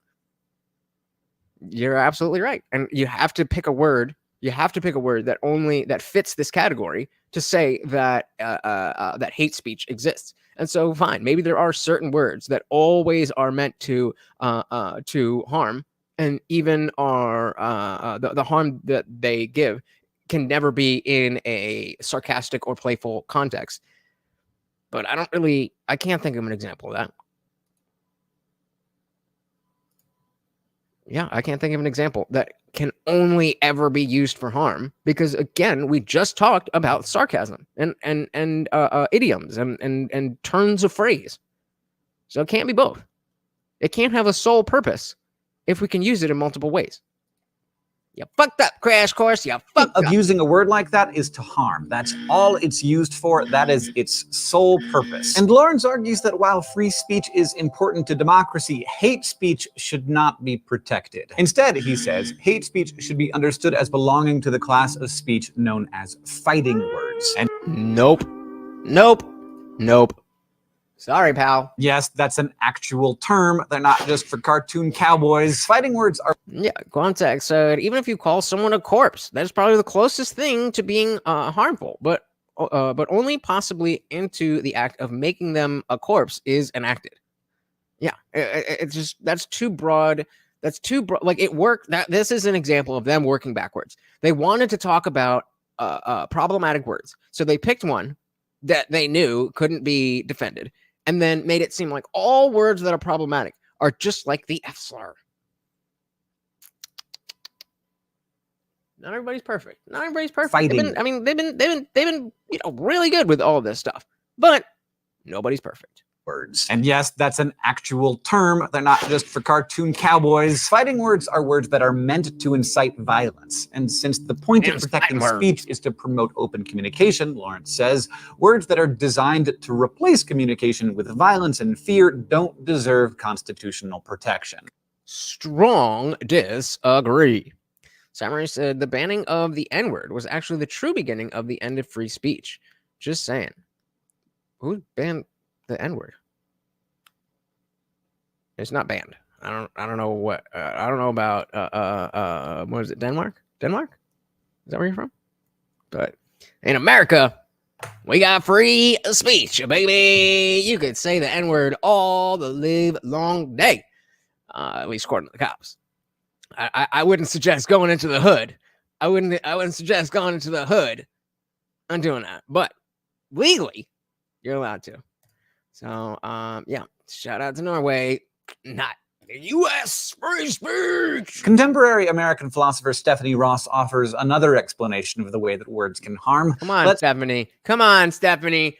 Bring it back. Bring it back for the Americans. Free speech all the way. Let's go. Let's head over to the thought bubble to explore it with some flash philosophy. Rather than focusing on words that most people would agree are negative, Ross deals with words that generally seem innocuous. Think of the word baby, used as a term of endearment among adults, particularly applied to women. Nothing wrong with calling your significant other baby.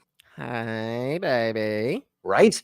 Well, hey, we got AIM in the building. Welcome, welcome, welcome to the party. No, nothing for you, more. Nothing for you. Nothing for you. Sorry, buds. Welcome, welcome, welcome. It's particularly applied to women. Nothing wrong with calling your significant other baby, right? Well, Ross thinks there might be. She says that words people use to refer to us can create what's known as metaphorical identification. Think about the characteristics of your average baby. Helpless. Wait. We're not really gonna go down the road of, well, men like to call women baby because they want to infantilize them and make them seem helpless and dependent and rely on others. I hope that's not where we're going. I hope that's not where we're going. As metaphorical identification. Think about the characteristics of your average baby. Helpless, dependent, relying on others to care for them, to make decisions for them. Ross argues that when a person is repeatedly referred to with a word like baby, a metaphorical identification gradually takes place whereby she begins to think of herself as having those traits. In other Well, that's fucking dumb. You're telling me that a grown woman is going to start thinking that she is a baby because her man refers to her as baby. What? Stupid. Nah. Shout out to Unwanted Foe out sponsoring himself with another $2. Thank you so very, very much. Yummy. Your ears inside out, bud. There you go. Thank you, sir. Yeah. Going back to the subtle art. Yes, sir. Nick said yelling bomb in an airport can cause harm because people panic and trample each other. That's how words can cause harm. Your feelings being hurt is not even close to being trampled to death. Bingo. Hell yeah.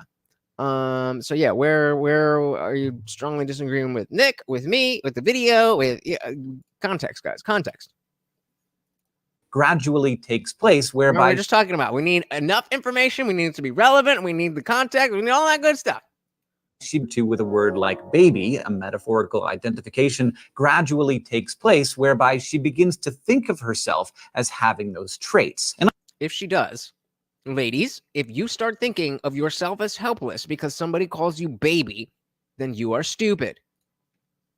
And I said, well, you have seen the baby phenomena, right? I mean, I doubt it's common, but some want to escape and find any way to, it's weird. Yeah, I mean, yeah, but that's not really relevant to what we're talking about. We're talking about a normal, quote unquote, normal couple. She's like, hey, baby, do you mind getting me the milk from the fridge or whatever?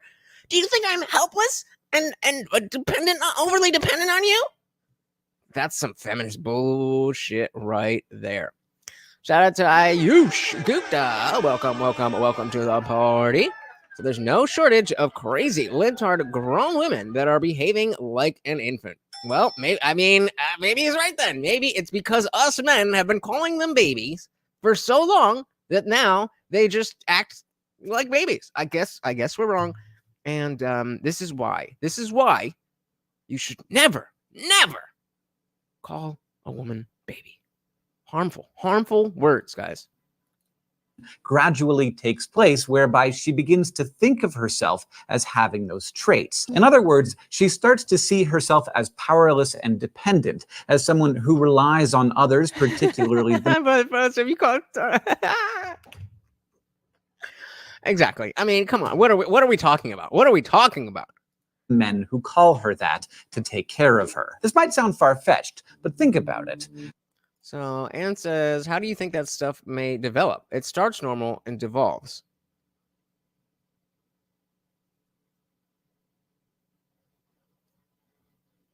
I'm gonna assume that you're fucking with me.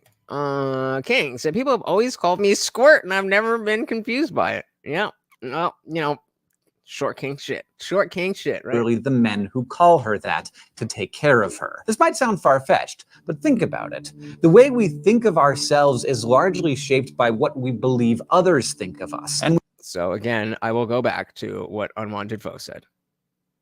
If you believe that he's calling you a baby, and like Guamtech is saying, if you're acting like a baby, it's very different than calling them baby. What are we doing?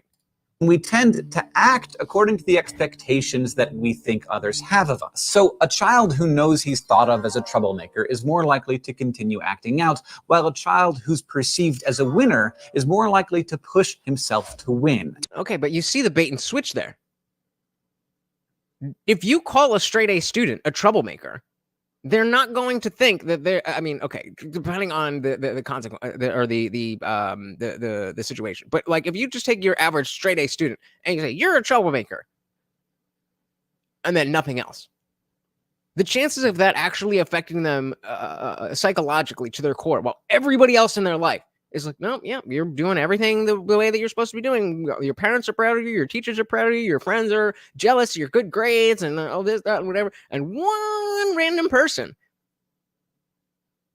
even every day, calls you a troublemaker.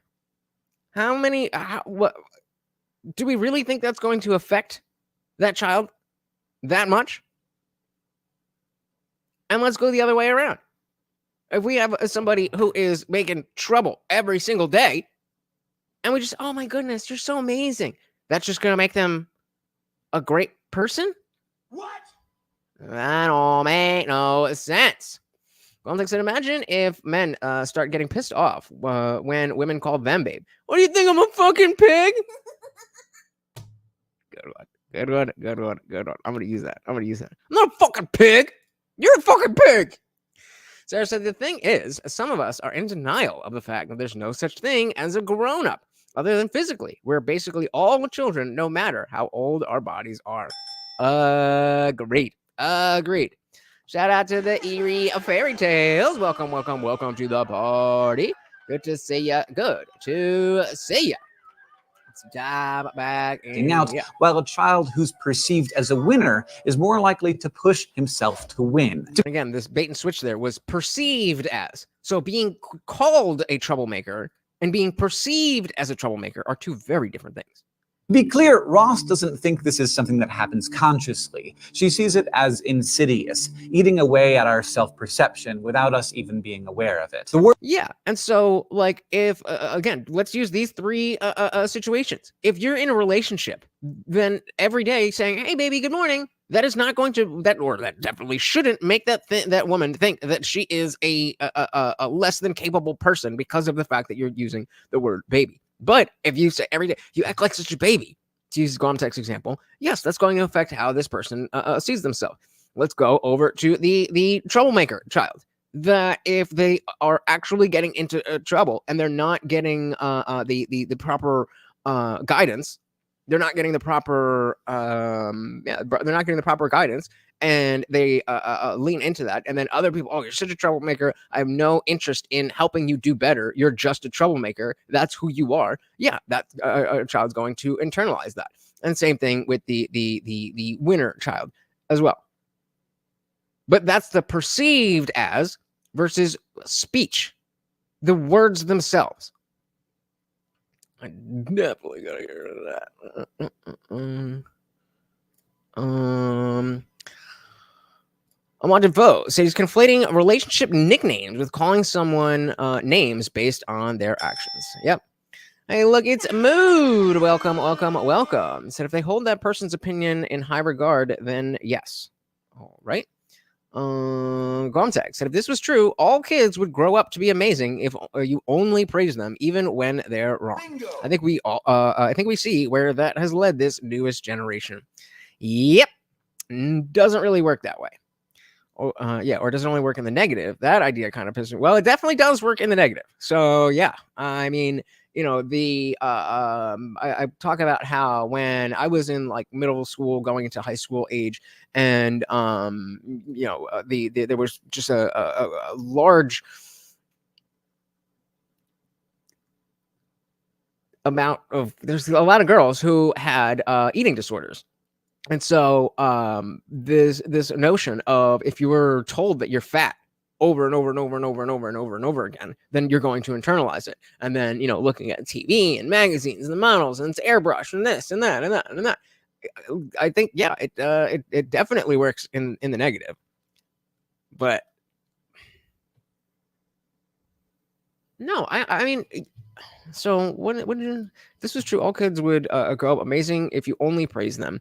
And so I think the nuance that's missing here is that if you feed a child positive messaging, that's not like giving them reinforcement for doing things that they shouldn't be doing. Like like when the kid's writing on the wall, obviously you don't want to praise them for doing that. But if you can constructively move them away from that activity and give them stuff to praise them and keep the fundamental idea that you're not a bad person, you're not a bad kid, you're just doing bad things, and you are a good kid, you are a good person, I think that also would that would also work. So I think this is what he's trying to say, but it's more complex than that. It's more complex than that.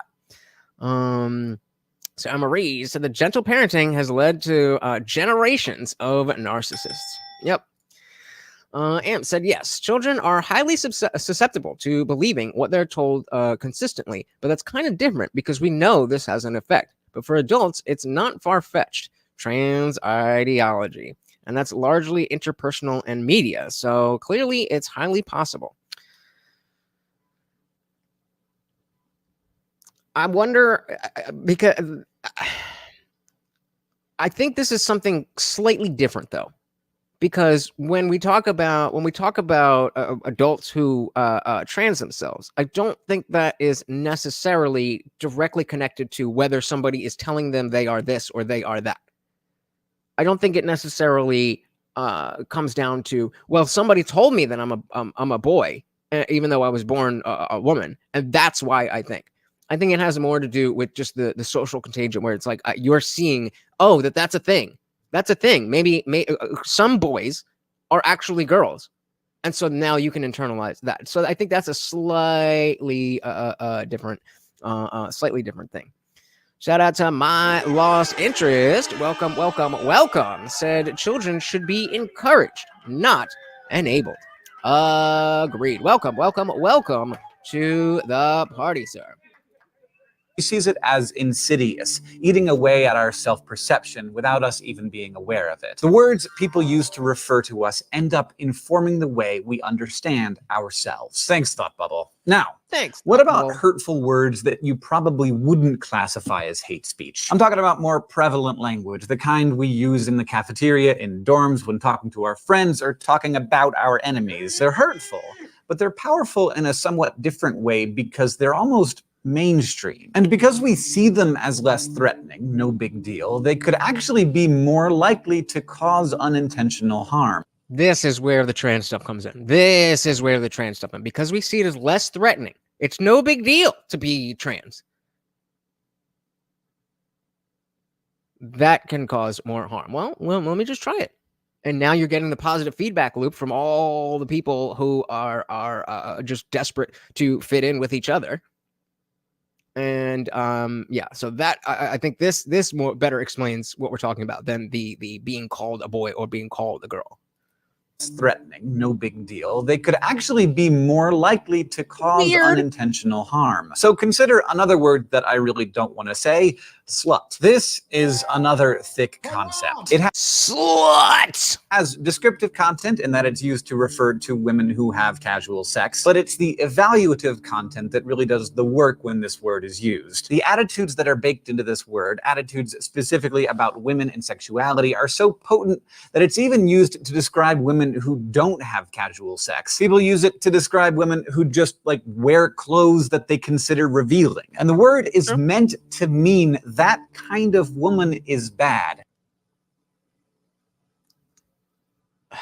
That's such a simplification. I mean, it's not necessarily wrong, but I mean, don't tell me you've never heard. Call me daddy's little slut.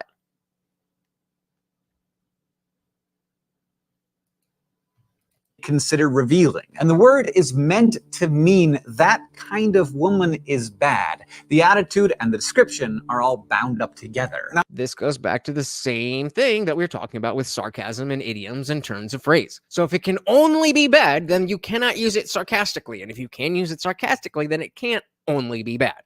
maybe you have opinions and reasons for those opinions that you feel justify using this word, but it might also be the case that you don't actually think there's anything wrong with having casual sex or wearing certain kinds of clothes. So you might want to think twice. Well, what if I think that there's nothing wrong with being a slut? I mean, I do, but a lot of people don't. A lot of people don't. They're like, yeah, being a slut is totally fine.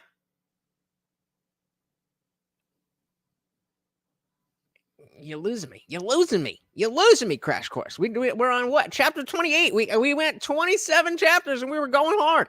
And now you're losing me. That's a good idea. I have not, but I should. I should. Yeah, weird equals bad now. It didn't 3 weeks ago. Didn't 3 weeks ago. Yeah, unique and beautiful and pretty. So I said the boxer in the Olympics, the boxer in the Olympics was wrongly brought up believing to be a female due to the circumstances at birth. Now we can tell, even as early as being in the womb, no child is trans. Bingo. Yep. Think there's anything wrong with having casual sex or wearing certain kinds of clothes. So you might want to think twice about using a word like that. Because when you use it, you're signaling a specific attitude to other people. You're endorsing that attitude. Yeah, you're signaling, hey, I'm okay with free speech. I'm an adult. I'm a grown person who can hear things in their context and understand that even though some things are not as nice to hear, that some things aren't as nice to live through. And so the language should reflect that. So if it's an attitude you don't really hold and one you don't think others should hold, you should take care not to spread it through your speech. Agreed. Absolutely agreed. This is why you should be very deliberate about your positions and be able to stand on business. Because if you don't know that it's an attitude, that what you're saying comes with an attitude that you don't really hold, then yeah, you shouldn't be spreading it through your speech. You should be very aware of what is the logical conclusion of what you're saying, so that when you say things, you don't have the excuse of causing harm and be like, oh, well, I didn't know any better. Shout out to AWell2 over on Instagram. So gender reveals are either pink or blue smoke, period. Wake up, America. Yup. But I mean, obviously, the people who are of the mind that there can be many genders probably aren't going to have a gender reveal party. But again, as of 5 years ago, that was the normal thing. Okay, now let me make just one more point. No one is telling you what you should or shouldn't say here. That's not my job. My job is to help you scrutinize with a philosopher's distance the language that we all use. The philosophy of language can help us bring scary, powerful words out into the open and figure out why they're scary and powerful. And True. And with reasoned arguments, we can understand and explain how the language that we use can inflict harm on others. Obviously, deliberately using words to harm is awful. But even if you don't intend hate with the words you use, your audience might not understand that, because speaker meaning and audience meaning don't always match up. Only by thinking seriously about the words we use and what they mean can we understand how they might be perceived by others. Today we talked about words and how they hurt. We learned about the use-mention distinction, the difference between dirty words and hate speech, and we also learned about thick concepts and metaphorical identification. So we can see how the even back then, the political bias of a person doing the philosophy can really change what the message is. And so philosophy and politics are definitely tied together. Unwanted Foe said, until that gender reveal for the white couple that has black smoke, then you know someone wasn't faithful. Eerie Fairchild said, but did you ask the baby what their gender is? No, I asked the doctor. I asked the what the fuck do they call it? I asked the ultrasound. Sarah Marie said, one is only accountable for one's own actions and interpretations. Saying that someone was mean doesn't make it true just by saying so. And again, while I do agree with this, I do stand by the idea that when we talk about the speaker meaning and the audience meaning, I don't know why we would, like the speech and the interpretation, or the intent and the interpretation. I do think it is the speaker's responsibility to do their best to be able to be best understood the way they want to. If you're misunderstood, it's not your fault. It could be entirely your fault by saying the wrong words, but it also could be, again, people just looking to be in bad faith. So, yeah, that is that kind of bookends what they were what we were talking about with language and words. So let's move. We got some time here, so let's move on to the next chapter here with non-existent objects and imaginary worlds. I don't know. Sherlock Holmes lives at 221C Baker Street. Santa Claus has 8 reindeer. Harry Potter's best friend is Draco Malfoy. If a zombie touches your skin, you'll become a zombie. So, my lost interest said, nothing is black and white for me. Kinda wish it was, but I guess I enjoy questioning almost everything. Maybe that's not ideal. I don't know. Maybe it is. Maybe it is. But here we are questioning it, so we'll never know. But I like it. I like it. Ayush said, it's hard to say what you are, it's hard to say what you are saying is,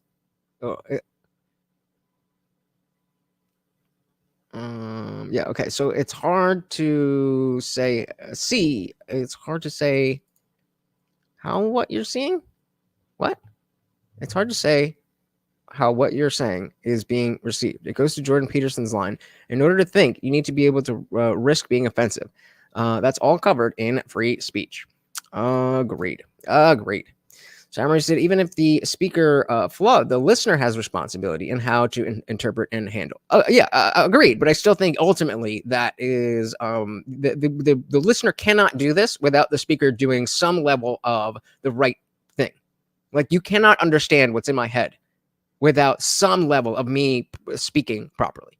Whereas I can speak improperly, and you understand, or rather don't understand what's in my head, and you have no responsibility. If I just start saying, well,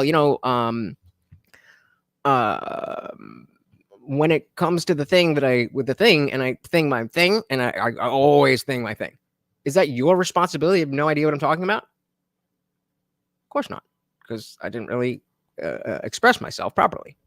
But assuming the person is doing that, then yeah, I think there's responsibility on both sides. Best friend is Draco Malfoy. If a zombie touches your skin, you'll become a zombie. I just made a series of assertions. They all make sense, generally speaking. They contain subjects and verbs and are grammatically legit. But what is their truth value? I'm sure you had some immediate reactions to some of them, like Harry and Draco. No. But how can an assertion be true or false if it's about beings that are non-existent? How are we supposed to think about things that don't exist in the real world, yet somehow seem to exist in our minds? So this should get us back to Descartes, because this seems to be the issue with the cogito ergo sum, I think, therefore I am, is, the example that I like to use is that, Ross from Friends thought he was on a break when whatever the other girl was or whatever, but he thought he was on a break. So how can he think something if he doesn't exist?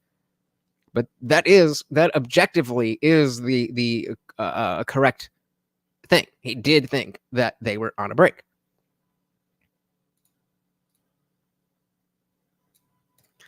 Context: do trans people have little to no truth value then? Well, when it comes to their gender, yeah.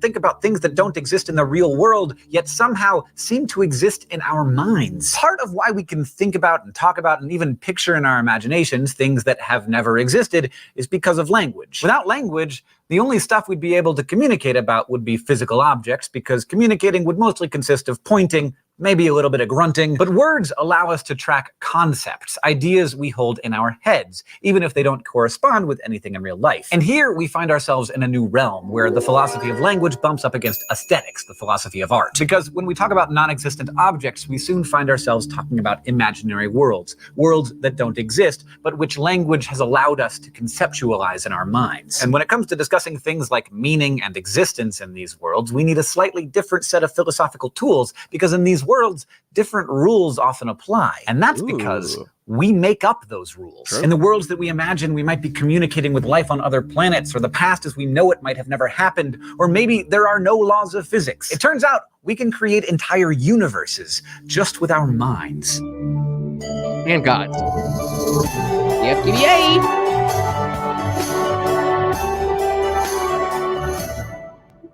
When we first started to unpack the big ol' steamer trunk that is language, we talked about the idea of reference. The referent of a word is the object in the world that the word tracks or keys into. So again, that when we talk about God, the reference most likely does exist.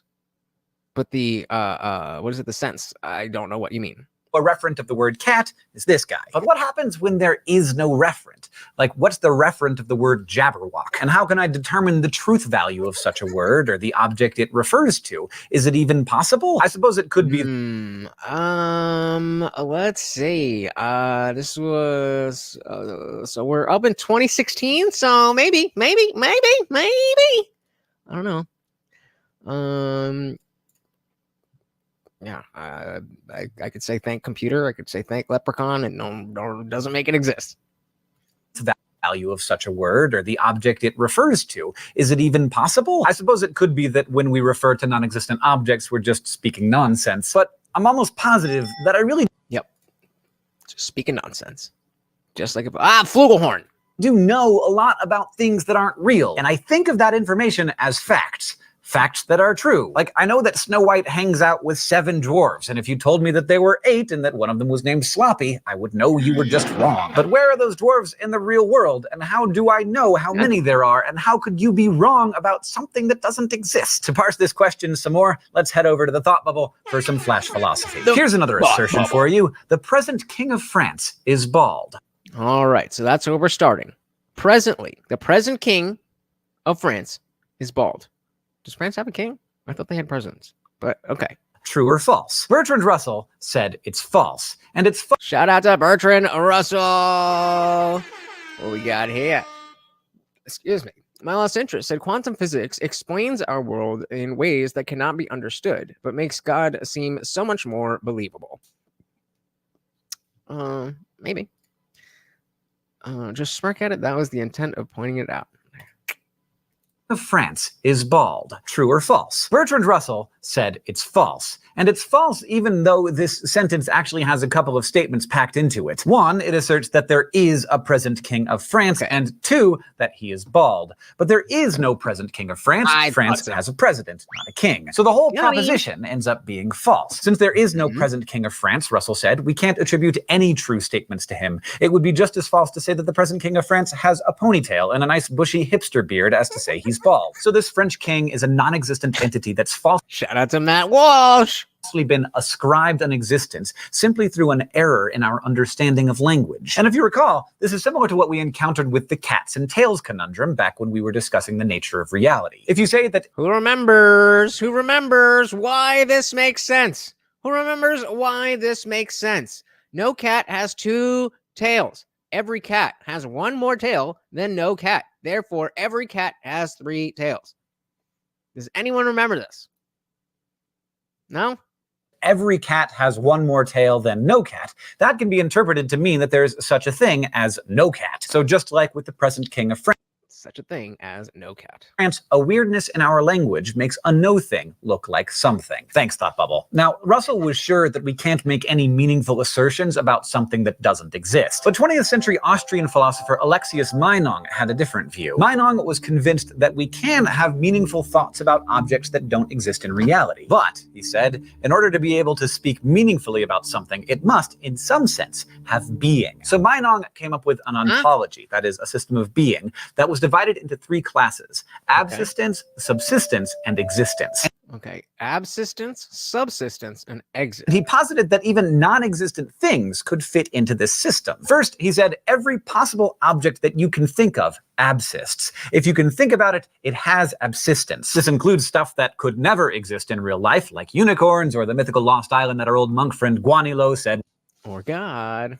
Or let's say, Schrodinger's cat tail. Good one. Yeah, let's say the Morty's custom crown that I don't know. I was gonna come up with something funny, but he has a mystical crown that lets him speak English to me. That absists. It doesn't exist, but it absists. And said, if you want to determine right and wrong without God, then I would say love. Love is the only phenomena that compels people toward a level of ethics that that also has a duality with hatred. I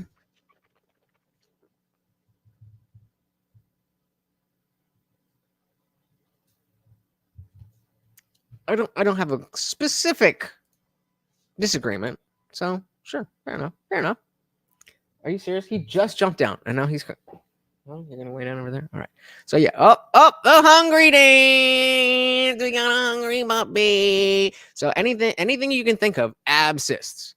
Would be the best place on Earth if it were possible. And inside the group of things that absist is a smaller subset of subsistent objects. These are things like numbers and theorems that don't manifest a physical existence, but they also don't contain any sort of impossibility. They're just not physical things, so they can't be found anywhere in the world. They're just concepts. And finally, So that would just be like, like love or hunger or those things. Those things subsist. They do exist, right? Or I guess in this context, existence means objects that are here in the physical world. So then, yeah, hunger and love don't exist in according to Menyang. I don't know, the guy from the video. Not physical things, so they can't be found anywhere in the world. They're just concepts. And finally, existent objects are those that actually are here in the physical world, like cats and smartphones and current French presidents. And Morty. So existent objects have all three levels of being. They exist, they can be conceptualized, and they can be imagined. Now, I should probably point out that many of Meinong's contemporaries viewed him as something of a nutter. He was trolled pretty hard by some of his contemporaries who referred to his supposed realm of non-existent objects as Meinong's jungle, a place where round squares wander around with the present king of France, hippogriffs, and never-ending gobstoppers. I want to go there. I want to go to there. Maybe you think Meinong's jungle is just a bunch of baloney too. But you might also say that there's a difference between something like a round square and something like Harry Potter. Because you might think that Harry Potter is real in some sense. Like, you get that he's fictional, but to you, he feels real. So what about... I mean, not to me, but there's definitely a lot of people paying prices to go to the Harry Potter world. Come on, you got it. You got it. There you go. There you go. I know you're 15, but you're spry. You're good. You got this. Yeah, there's definitely a difference between a round square, which cannot exist, and the fictional character of Harry Potter, which clearly, not according to what is his name, Ming-Yang. But so Harry Potter would subsist but not exist. But clearly, the character of Harry Potter does exist. But because you can't touch the character, then there's no such thing like Harry. Then he would say Harry Potter does not exist. But there's a physical book that you could touch, but that book is not Harry Potter. So I don't know. Oh my goodness, unwanted foe, my brother. Communion time it is. Thank you so much. Out sponsoring yourself to get more. Oh, that was a small one. Let's get a little bit. Let's get a double up in there. Oh, he likes the freeze dried carrots. They get a little crunch to them. We'll give you some beef and carrots. There we got the beef right here. There you go. Thank you so very, very much, sir. Both of us greatly appreciate you. Is real in some sense. Like, you get that he's fictional, but to you, he feels real. So what about that? Is that nonsense too? Not necessarily. Here's one way that some aestheticians or philosophers of art make sense of what's going on when we talk about fictional objects. They begin by pointing out where, metaphorically speaking, we talk about them. The domain in which we have a conversation is known as a universe of discourse, and inside this universe, assertions can be either true or false. Okay, so, first, let's shout out Sarah Marie with another super chat set for the playful Morty and a smirk from Lutch. There you go. Oh, let's get you on camera. Yummy. Thank you so very, very much. That is greatly appreciated. And then it looks like we got another happy birthday Morty from Ayush Gupta with a $10 Venmo. My goodness, thank you guys so generous. Oh my goodness, let's give him a double for a birthday shout out. There you go, guys. Thank you so very, very much. Again, we appreciate it so very, very much. Let's keep this party raging. Thank you so very, very much, guys. As a where, metaphorically speaking, we talk about them. The domain in which we have a conversation is known as a universe of discourse, and inside this universe, assertions can be either true or false. So this is the different contexts that we talk about. Oh man, what was the example that I was using with this? But the idea that like, for example, when we talk about Gnosticism or being agnostic when it comes to religion, that's when you say I am agnostic, you're not talking about the same type of mode of thinking that is Gnosticism, which is something I'm not really that familiar with, to be honest with you. It's a different context. So it's in a what's the frame that you use? A different domain. So I've been saying contexts, but domain. No, universe of discourse. A universe of discourse, and inside this universe, assertions can be either true or false. Our default universe of discourse is the actual world. So in regular conversation, Harry Potter is a wizard is a false assertion, just like the present king of France is bald, because there is no Harry Potter. But there is a Harry Potter. There is a Harry Potter. There's a fictional character. Like, how are you talking about what is or is not a wizard if there's no Harry Potter? So he can't be a wizard. There's also no wizards. But when we're having I went, shout out to Chester. Me and Chester went back and forth for hours on this and trying to determine whether or not, how we determine whether or not something exists. Does it exist? And I think we were talking about The Office, and I was like, is it a possibility for you somehow, by any means, to go anywhere in the world and physically touch the person that is Jim Halpert from The Office? And of course, the answer is no. But if we ask the question, did Jim Halpert marry Pam in The Office, or did that marriage happen? Then that marriage did happen in the show. I don't know how to differentiate those. So bald because there is no Harry Potter, so he can't be a wizard. There's also no wizards. But when we're having a conversation about the world of Harry Potter, we've entered a different universe of discourse. When our universe of discourse is the world of Harry Potter is a wizard is a true statement, even though it's false in the real world universe of discourse. And whether we know it or not, we use different universes of discourse all the time, not just when we're talking about fandoms. Like in the universe of discourse that is basketball, taking a few steps with the ball in your hand is called traveling, and it's illegal. But in the universe of discourse called football, taking steps with a ball in your hand is not called traveling and is perfectly legal. Or in the universe of discourse of taking a vacation, traveling is not taking a few steps. It's using some other mode of transportation, usually at least a car, if not a plane or a train or an automobile.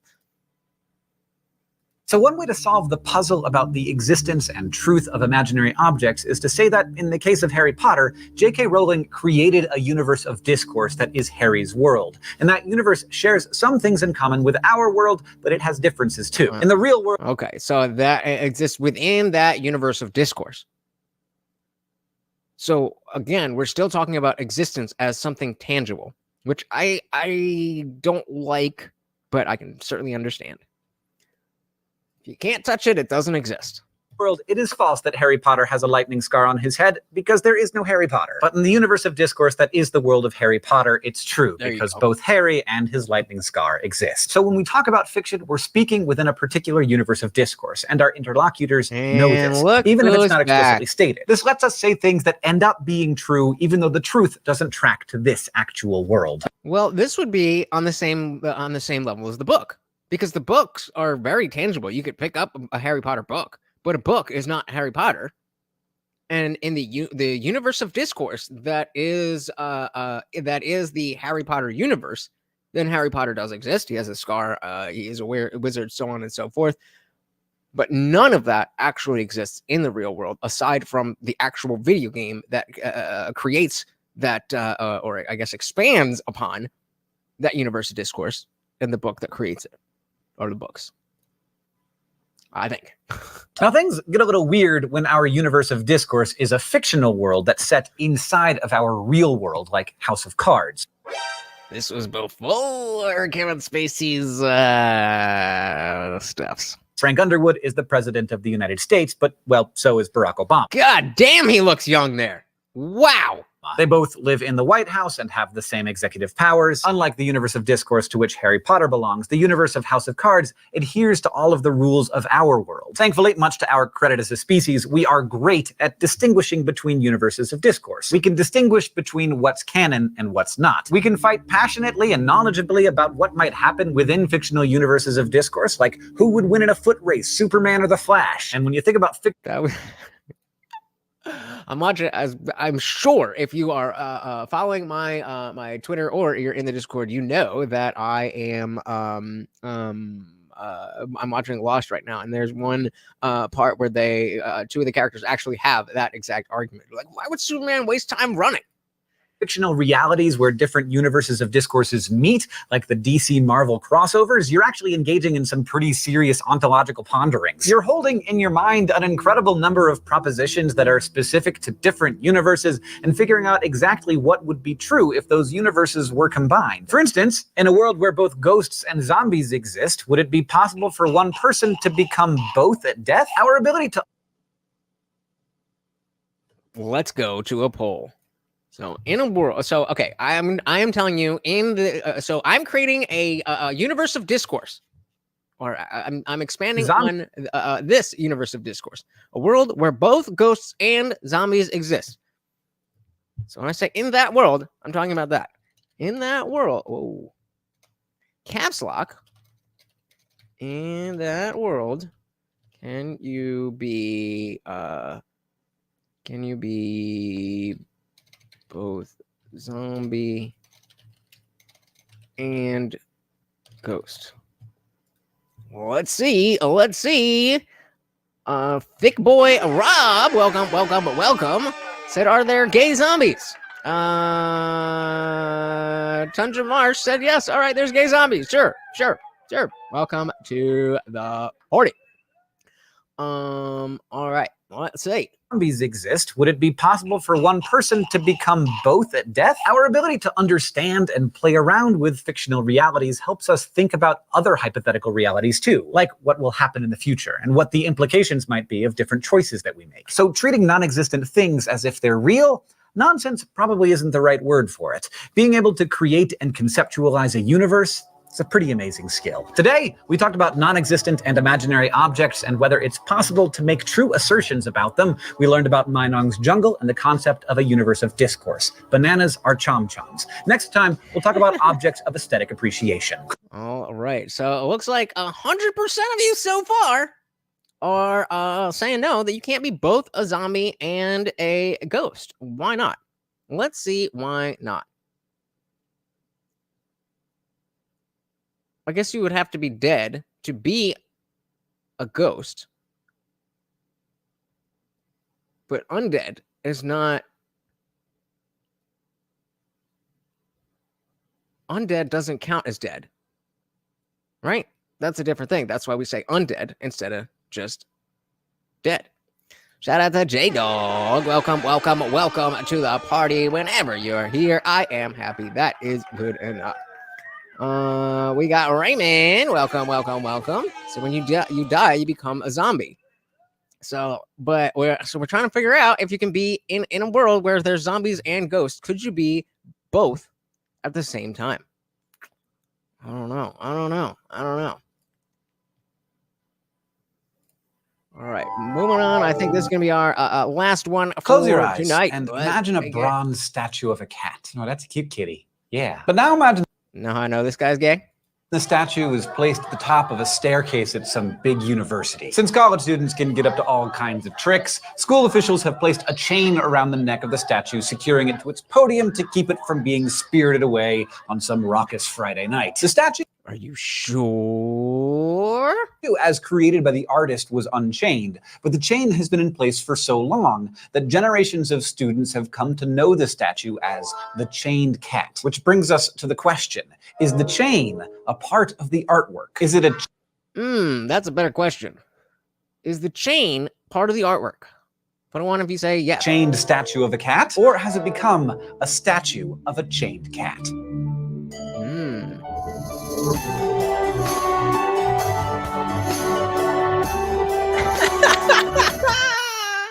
Well, that too.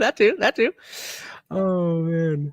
Maybe you're one of those Okay. people who doesn't really care about art, even if it is art of cute cats. If that sounds like you, I want to argue that you are just thinking about art too narrowly. Think about your day. If you're like most people, you devote a lot of your time to aesthetic enjoyment, the pleasure you get from sensory Goonin. experience and sensory emotion. Do you listen to music as you drive your car? Are there posters on your walls? Maybe some stickers on your laptop? Do you feel your spirits lift when you take in a sunset or a colorful bird or even an attractive stranger? Do you savor the first bite of your favorite meal? Are you emotionally invested in the characters of your favorite shows and books? All of these experiences are examples of aesthetic appreciation. Philosophers who ponder how and why aesthetic objects have such a hold on us and what value they serve in our lives are known as aestheticians.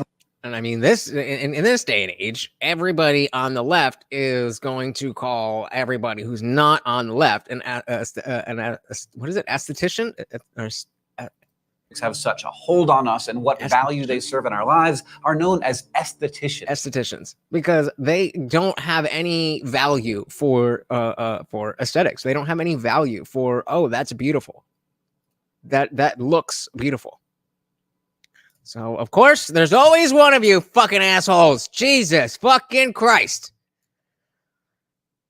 Context to hit yes on the poll. Zombies are in a lack of soul. You have to die first. Some zombies bring back corpses from long ago, which would imply the soul has moved on. Okay. Then where's the ghost part?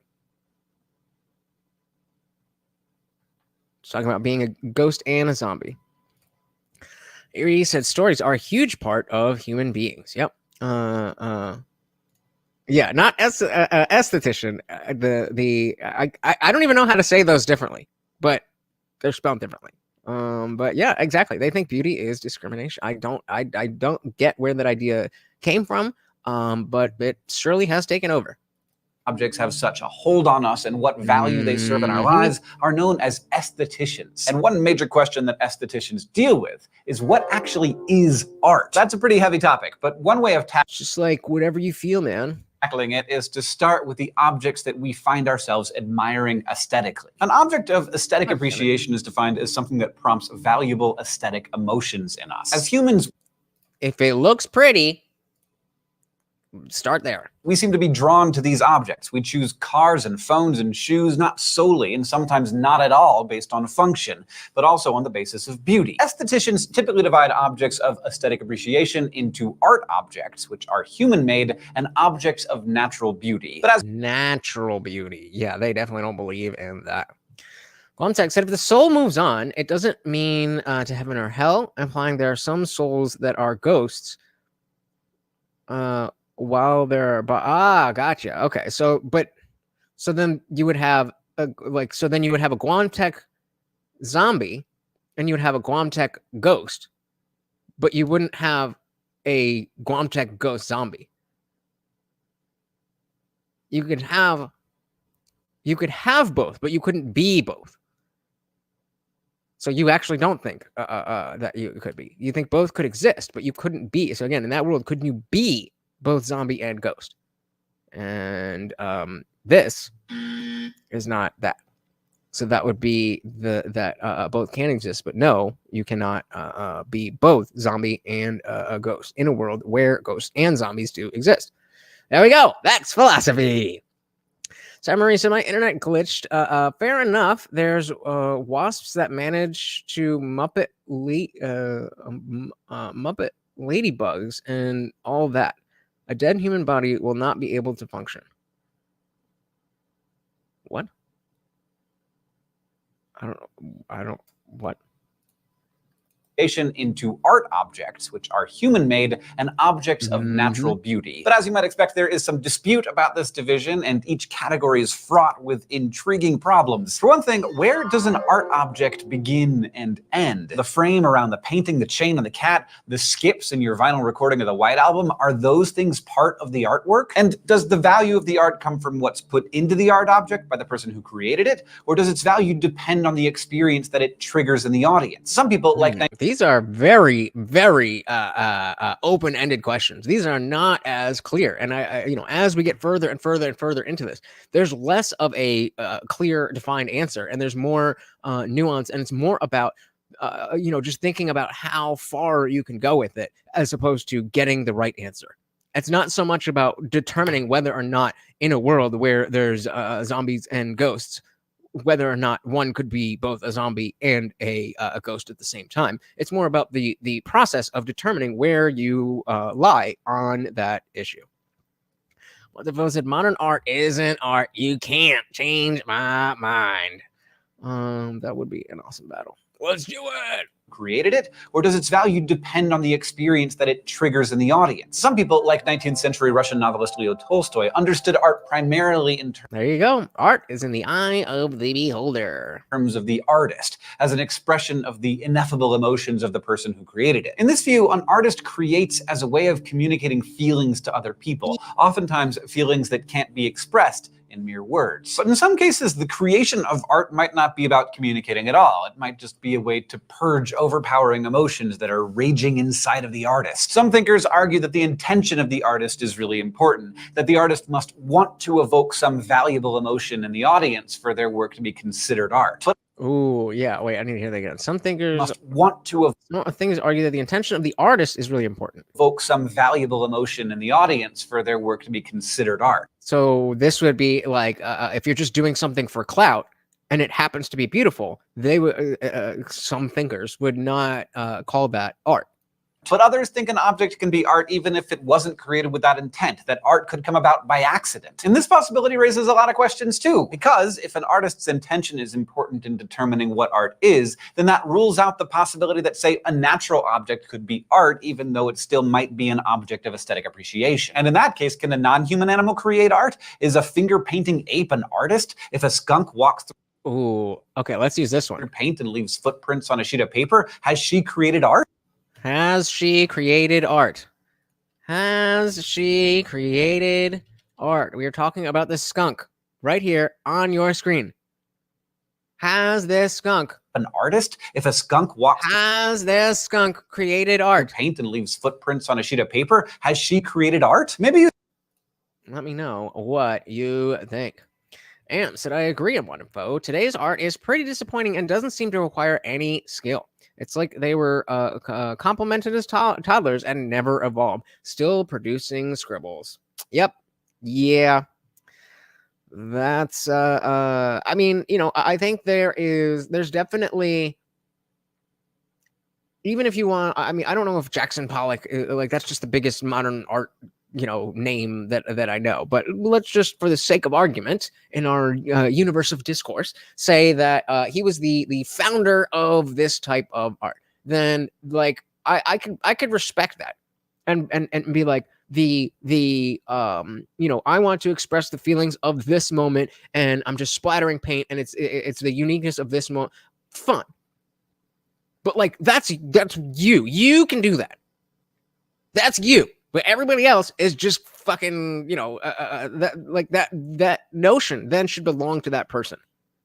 Because the best example I could think of when it comes to the modern art stuff and how I could respect the founder is dubstep. So, not even real dubstep, drum step, but it doesn't really matter. Skrillex. So I'm sure you guys know who Skrillex is. And I was getting into electronic music maybe 2 or 3 years before that, the big, like, EDM pop, and that was all everywhere, and the festivals became super mainstream and stuff, and so that's when Skrillex came on the scene, and I was a fan because of his band From First to Last. A huge From First to Last fan all throughout high school, and whatever. So then he did this other thing. I'm like, oh, cool. And then everybody in the house that I was living in, we all loved it and listened to it all the time. But then he got really popular. And then what happened is that people in the scene started to rag on Skrillex as if Skrillex did something wrong, when really it was just that everyone and their mother was now just producing songs that sounded exactly like Skrillex, and it got played out. And so I think the same thing applies to this scribble scrabble, paint splatter type thing, where the initial idea, like, okay, the first time the idea to do it is art, but doing it itself isn't much of anything. You think that the skunk is not an artist, but that the result of her activities is still art. In any case. So 80% of you said no.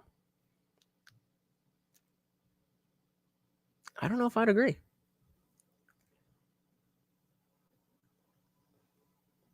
I think the intention has to be there. I think the intent, I intend, because the skunk didn't intend on creating anything. It was just happenstance. So yeah, I'm going with you guys. Wanted Foe said it's like saying the Australian breakdancer was breakdancing during the Olympics. A hilariously bad imitation that's more fitting to be comedy of the concept. Yeah, well said. Well said. Case. Not everyone agrees with not an artist, but that the result of her activities is still art. In any case, not everyone agrees. There you go. There was clearly the intent, but then so what is the question was then, has she created art? So then the argument that you're making is that the person created art using the skunk. The skunk did not create the art. Right. Like, the skunk was the tool instead of a paintbrush. And so then when, we look at the Mona Lisa, we don't say, wow, that paintbrush or that set of paintbrushes was amazing. We can say, oh, Michelangelo. I don't know why. The Mona Lisa's fucking weird and basic as shit. But we still give it to Michelangelo and not the paintbrush. Nick said, surrealism is cool if you eat enough shrooms. And if you don't believe me, just ask Morty. Yep, Morty knows. Morty not knows. An artist, but that the result of her activities is still art. In any case, not everyone agrees with Tolstoy and his focus on the artist. Some argue that what makes something art is the aesthetic emotion that it brings out in the audience. So rather than the point of creation, the real key moment is when the audience encounters and is affected by an artwork. Nah, I don't like that. It's possible that right now you're realizing that you thought you you knew what art was until you started thinking about it. And the more you think about it, the more impossible it seems to define. So maybe the answer is to take the Wittgensteinian approach and argue that the concept of art defies definition, but you know it when you see it. Just like porn. That'll do, I guess, but it won't help you decide whether the chain on the cat statue is part of the artwork or not. To help out here, let's head over to the thought bubble for some flash All right, philosophy. thought Say there's a row bubble! of visually identical paintings. Wait. Let's head over to the thought bubble for some flash philosophy. It's actually Say there's a row of visually identical paintings hanging on a wall. They're all they're all visually identical. square canvases painted the exact same shade of red. However, each of these paintings has a different backstory. One was designed as a close-up still life of an empty tablecloth. Another is meant to represent the Red Sea after the Israelites had crossed. Another is a Soviet political statement. There's also one that wasn't intended as a finished work of art at all. It was just a canvas that had been primed red in anticipation of being painted. Are they all the same? But because it looked like Are they all art? What's the question? the others, it was hung up by mistake. So what's the difference between these paintings? Can we judge one of them to be a better artwork than another? And if we can, on what basis? That's a tough one. That's a tough one. I have no idea. This is where we're getting, it's not going to be Lutch explains what's going on. This is going to be, hey, we are all checking this shit out together. Raymond said something can be art, but that does not mean it's good art. Very fair. Very fair. Thanks, Thought Bubble. 20th century American aesthetician Arthur Danto, the same philosopher who brought us the example of the cat and the chain, presented this thought exercise to prompt us to think about the ontology of artworks. I'm trying to understand outside of the context of art itself and like the art world. How am I using this in my daily life? That's what I'm kind of missing. I mean, it's definitely important to understand, like, in general, what is art and why do we care about art and stuff like that. But day to day, presented this thought exercise to prompt us to think about the ontology of artworks. When you consider works that look identical, but you still manage to... Why would they all be bad art?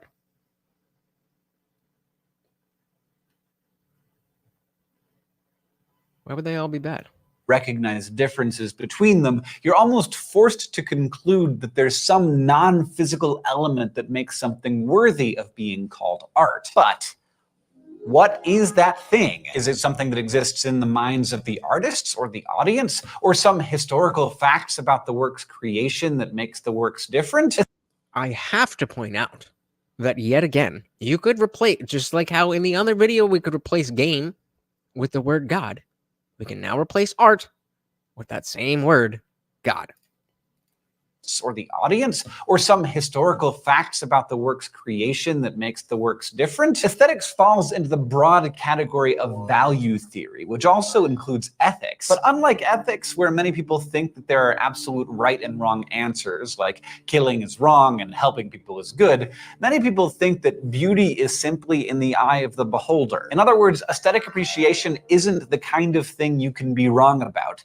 It's all just a matter of taste. And this might be how you feel about art. But remember, if you really think that beauty is in the eye of the beholder, then no one can be wrong about their aesthetic beliefs. And if that's the case, it is art.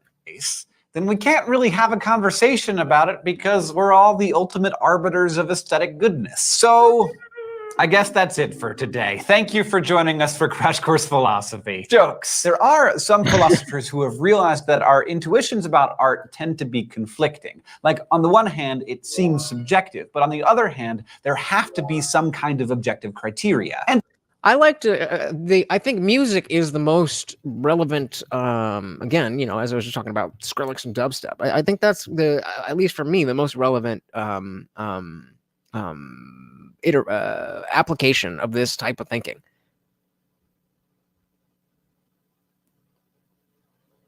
But even still, I'm not really sure how important that is. Yeah, Glumtex says the intention behind art seems to be important. I agree, but again, I don't know why. I don't know why. It seems subjective, but on the other hand, there have to be some kind of objective criteria. Enter 18th century Scottish philosopher David Hume. He said that when we think about art, we should take care not to confuse the question, do I like it, with the question, is it good? Hume said that as long as you're being honest, you can't be wrong about whether or not you like something, because that's totally subjective. But the question of, is it good, is another matter entirely. Hume thought that aesthetic value was objective. I was gonna say, yeah. So this notion, especially like as I was getting later in high school, when the like the hardcore metal scene was getting to this weird point of let's just see who can play faster and heavier and in a lower key. It doesn't need to be good. It just needs to be heavy and fast and low pitched. And remind me, guys, I'll show you in the after party what I'm talking about. Of a great example of when I was just like, all right, this is just not, you're not doing the thing that brought me to liking this type of music. And the for me, whenever I listen to metal or hardcore or stuff like that, there always had to be melody first, and then the heavier and faster it could get while maintaining that melody. Great, but once you leave the melody behind, then you're no longer doing the same thing, and I think that changes the intention. Nick said, I agree with you on that. I guess because music is more likely to get the emotional response from me. Yeah, I don't know how many people are like into art, like for the sake of art. It's usually like a money thing. It's assets and I don't know how many people actually care about art. Context said most musicians have an intent to their music, maybe to be the best to evoke an emotion or to be advertised. I wouldn't consider someone who makes an album of just sounds to be a musician. Right, but how? So, but the question is, where is the line? I think we can all agree on that. But the question then becomes, where is the line between just sounds and music? That's the issue. The issue isn't saying what is not music. The issue is finding the line of where does it become music. Eerie Fairy Tale said, you can say you don't like something, but that doesn't make it bad. But you can also like something that's not good. Yep. Agreed. Wanted Pose, it sounds like putting the cart before the horse, caring more about how fast and low the beats are while forgetting the melody. Bingo. Yep. You got it. Shout out to Size or welcome to the party. Good to see ya. The question of, is it good, is another matter entirely. Hume thought that aesthetic value was objective to some extent in that we're all predisposed to find certain objects and patterns to be aesthetically pleasing. For example, he said that humans are naturally drawn to images of health, but we're repelled by depictions of decay, and we tend to like symmetry and dislike imbalance. And Hume said that just as we have a sense of smell and sight and hearing, we also have a sense of aesthetic taste, an ability to detect and evaluate the aesthetic properties of an object. So that makes sense that some people are better, better tuned to make that determination, make that distinction in the same way that, somebody might have better hearing, better sight. I don't know how we would measure better smell, but I'm sure some people have better smell than others. But we may each use our aesthetic tastes in different ways and be better at appreciating some things more than others. Think about something you know a lot about, like a sport or a musical instrument. Maybe you're a wine snob. When you encounter that thing, when you go to a basketball game or a concert or try a new Cabernet, you'll notice all sorts of nuances that other people would miss. You recognize small mistakes, and you also appreciate complicated details that others might overlook. Yeah, so for me, a great example for at least this channel would be the it was Michael. We were just talking about him, us doing a show, and him talking about I'll prepare this and that and that. And when it comes to religious, I don't really need to prepare anything because I have a very safe position as just I don't know, and I don't think you do either. And what was he saying? Recognize small. Oh, and the reason for that is because there's the arguments for the existence of God or religion or whatever are not that plentiful. There's a few, there's a handful of arguments that all come back to essentially the same few reasons why I don't accept them. And so I'm very good at picking out what the actual core claim is. Whereas if we're talking about, I don't know, something that I don't know well. If we're talking about, I don't know, I can't think of it because I don't know it well. Something I don't know well, then I might not be able to be like, wait. So you just said this, but actually that, and you know what I mean? There's things that you're going, when you're more familiar with it, you're going to be able to appreciate the nuances, whether it's wine, whether it's religious arguments, whether it's anything else. He said, I have an exemplary olfactory system. I'm what chefs call a super taster. Would that not be so? Taste and smell are different senses. So how do you know that you have it's an exemplary olfactory system and it's not your taste buds? Ha! Cabernet, you'll notice all sorts of nuances that other people would miss. You recognize small mistakes, and you also appreciate complicated details that others might overlook. Hume said that some people naturally have a refined sense of aesthetic taste, so they might get more out of watching Stephen Curry play or having a glass of old vine Grenache. But, he added, if you don't happen to have natural good taste, it can still be learned over time. You can study and discover what others appreciate about an aesthetic object that doesn't currently speak to you, and over time, you'll recognize it too, just like you did with basketball or the bassoon or the red wines of Washington State. Or God. Nick said, have you ever heard a good arguments for God's? Well, if I did, I wouldn't be an atheist now, would I? Whatever your areas of expertise are. Now, maybe you don't agree that some of us are born with so-called good taste. Hey, shout out to our boy, Funk Master General, coming in hot with the $10. Thank you so very, very much. And of course, let's get Morty his treats. I'll leave that one there for you. Thank you. Welcome to the party, sir. Your areas of expertise are. Now, just watch you one more video. Maybe you don't agree that some of us are born with so-called good taste or are inherently better at creating or understanding or appreciating works of art. But you might share Hume's view that an ability to appreciate things can be acquired. I know it's related, but if you're a super taster, then that might mean that you have your taste buds are what are exemplary and not necessarily your olfactory system. And if your olfactory system is what it is, then again, I was asking how we measure. I know that smell and taste are related, so are sight and taste. That's why at expensive restaurants they make everything look pretty, but there's still different senses.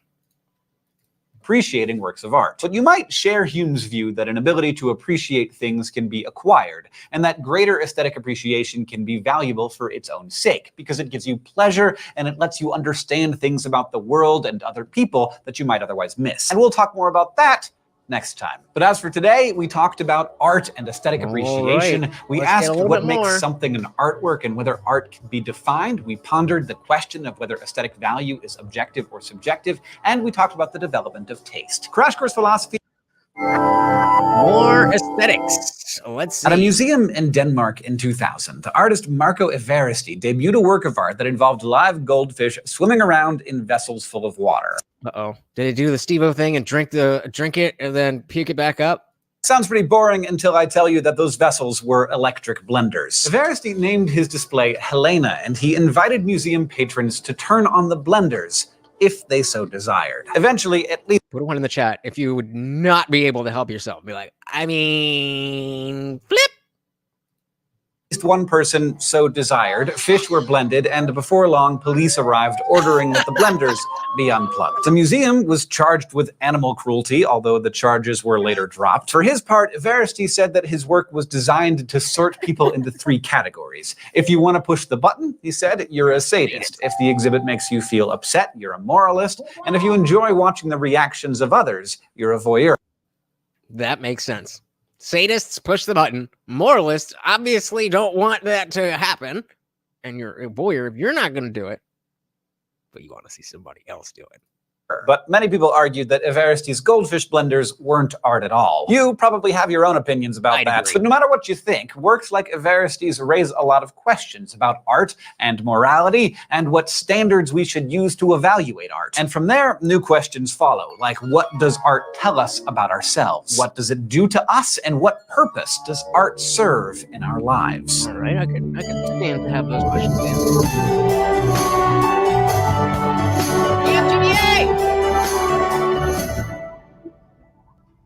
You know who was super anti-art? Plato. He believed that art plays to our emotions rather than to our reason. And if you recall Plato's idea of the tripartite soul, he thought the rational part of the soul should always be in charge. So art was problematic for him because it encourages us to think with the spirited or emotional part of our souls. He also had a beef with art because he said it depicts the imaginary as if it were real. And for a guy who was as concerned with truth as he was, you can see why this might have been a problem. Plato was so concerned about the dangers of art that he actually advocated for its widespread censorship. And not based. While you might disagree with him on that, you can probably at least agree with his sentiment that art is powerful. But what is it good for? Well, let's fast forward about 2,400 years for that. 20th century British philosopher R.G. Collingwood acknowledged that art is frequently used as an escape from life, a simple amusement, a distraction. But he also...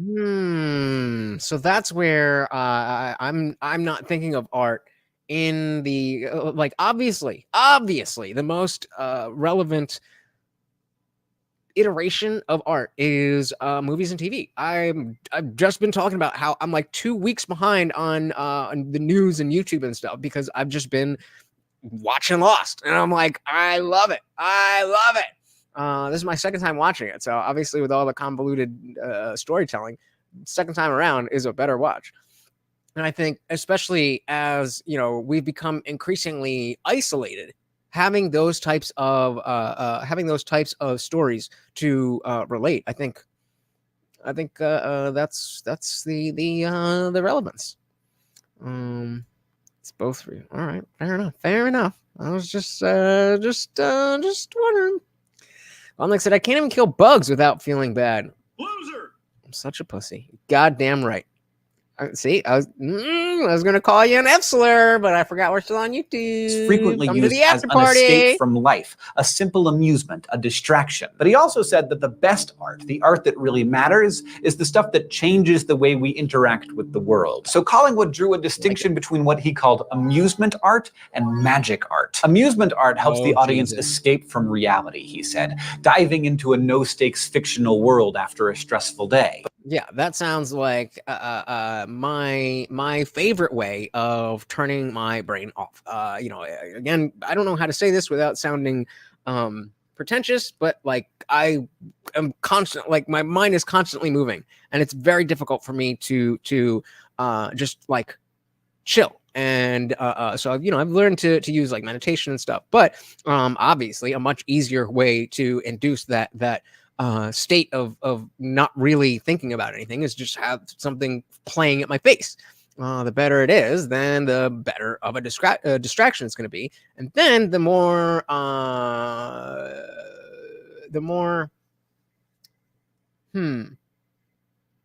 because I'm trying to talk about TikTok and how the more quickly you can change it, the more quickly you can, I don't know. But that does bring, there's a question I have. It's a half-baked question, but we need to differentiate. What is the difference, if any, between flipping through the channels on cable, like we all did, and scrolling through TikTok? That's a thing. That's a side thing, but I'm just saying.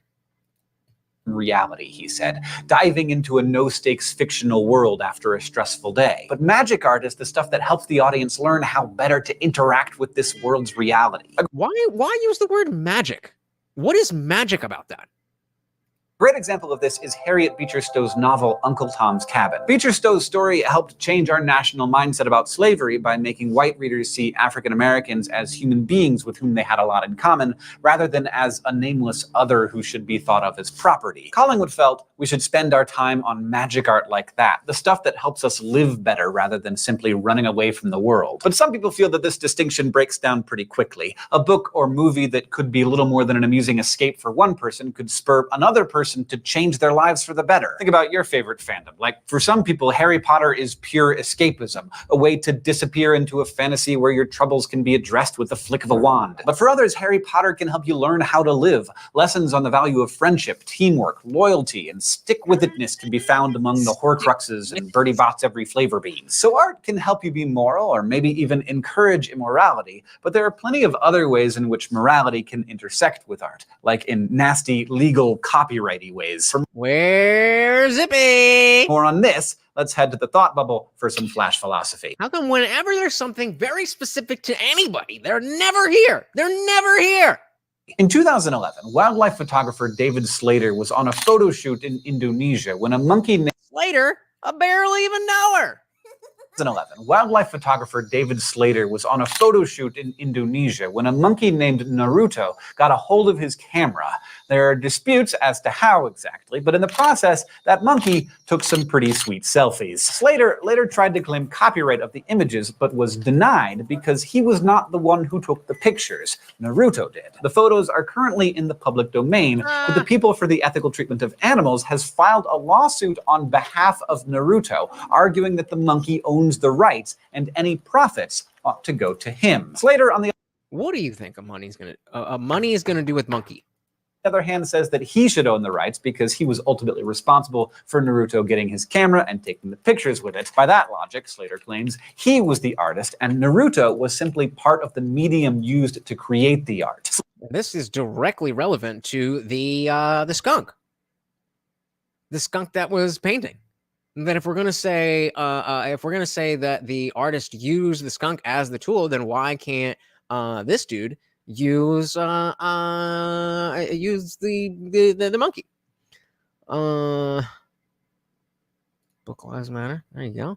Slater's reasoning might resonate with those of you who, in our last episode, were in the camp that believed art required an intentional artist. In that view, Naruto can't claim the pics because he probably didn't understand himself as deliberately taking self-portraits. Just like the skunk. But arguably, Slater's intention didn't shape the pictures either. He didn't decide how to position the camera or when to click the shutter. But he did decide to go to that particular location knowing it was full of curious little primates with opposable thumbs that would make working a camera possible. So what do you think? Is there any artist behind these pictures? And if there is, who is it? Maybe it's a collaboration and Slater and Naruto should split the profit.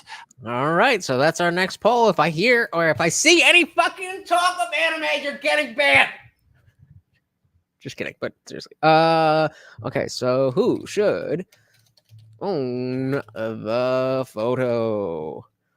What the fuck is the dude's name? So we'll just say dude, monkey, or neither, or both. Oh shit, that's not. Who should own it? Who should own it? Funkmaster said maybe the monkey would take that money and buy a nice villa in the south of France. I don't think so, but you know, you never know. You never know. Who is it? Maybe it's a collaboration and Slater and Naruto should split the profit. I bet one of them would be willing to take his cut in chom-choms. Thanks, Thought Bubble. One of the first people to really consider the philosophical questions of art was Aristotle. Y'all better keep chom-choms alive on this fucking channel. Y'all better keep. I tried to keep shit, inside jokes, but it's served up on a goddamn platter for you motherfuckers. One of the first people to really consider the philosophical questions of art was Aristotle. Unlike his teacher Plato, Aristotle was generally pro-art because he saw it as useful. He believed our bodies need to experience a full range of emotions in order to stay in balance. He argued that if we haven't been sad in a while or had a good adrenaline rush, we can start to crave those feelings. And when we don't or can't experience the full range of emotions in our actual lives, art can step in and do the job for us. Do you think that that makes sense? That you would want to feel sadness if you're just so happy that you would want to feel sadness? Because he didn't just say had a good adrenaline rush, we can start to crave those feelings. And when okay, so I'm gonna go back one. So if we haven't been, I'll just go back. Need to experience a full range of emotions in order to stay in balance. He argued that if we haven't been sad in a while, we can start craving those feelings. I mean, maybe my life just sucks, but I don't think I've ever craved being sad. And anytime I've wanted to watch like a tearjerker movie, I've already kind of been in that headspace. And like maybe it's a dude thing. I don't know, but like it feels like if I'm in that mood, I'm not just gonna start crying about something. But like, you show me something with like kids and parents, or like long lost love, or like something cheesy, but like right there. And I mean, am I just was you crying? But is that craving those feelings? I don't know. Airy Fairy Tale said, makes sense to me. Example, that's why some people like reading horror books. Gives you an experience, but in a safe way. But I would argue that the experience in a safe way is what changes it from the experience. So like, you don't want to be horrified. You want to feel that which you feel when you read a safe horror book. It's like going on a roller coaster is scary, but not in the same way that if you were on a plane and it was crashing. At no point would you want to experience being on a plane that is crashing, even though they're similar types of experiences. Right? John Wick.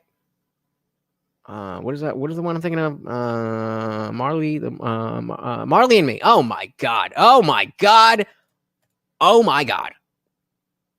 I think, you know what? I think I need to watch that again before Morty dies, because I haven't seen it in a few years, and if I don't see it again until after, I don't know if I'll make it. I think I gotta watch that again soon, just to inoculate myself. Or had a good adrenaline rush, we can start to crave those feelings. And when we don't or can't experience the full range of emotions in our actual lives, art can step in and do the job for us. When we finally do experience these sensations we've been yearning for, we feel a pleasurable release that Aristotle called catharsis. And while John has often insisted that Aristotle was spectacularly wrong about everything, Aristotle's theory of catharsis does do a beautiful job of resolving a little conundrum in aesthetics that's known as the problem of tragedy. So maybe this is what we're talking about. So context, I can honestly say there are times I have been looking for something to help me cry.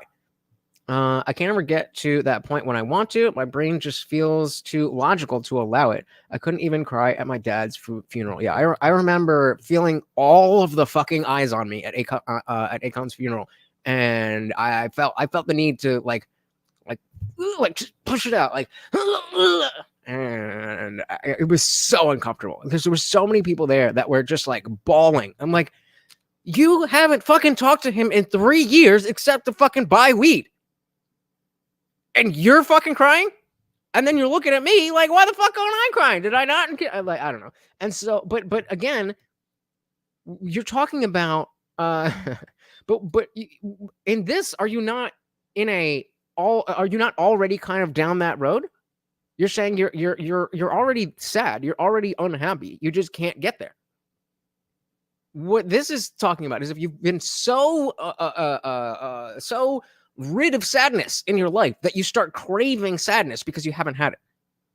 I don't know that I don't think that happens. I could definitely like this. This is as this is as far as I would be willing to say that it goes. Where you'd want that that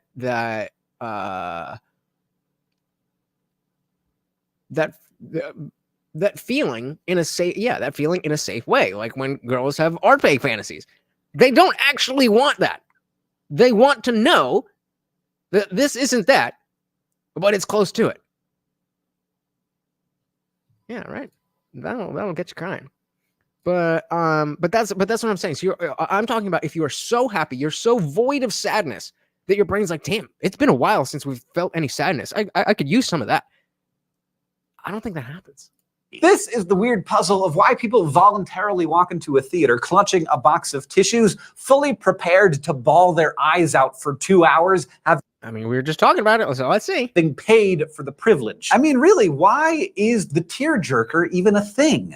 It's certainly not because I'm so goddamn happy that I need some way to get sad. That certainly isn't it. According to Aristotle, catharsis. A scary movie or a tearjerker can allow us to express strong negative emotions in a safe context, and the emotional purge that comes with the experience feels really, really good. Yeah, I completely agree with that part. But that also that is a very, very different thing than what the last slide said. So I think that was still Plato, and now we're on Aristotle. So I think I'm a little bit more on Aristotle, or if we were on, was it somebody else?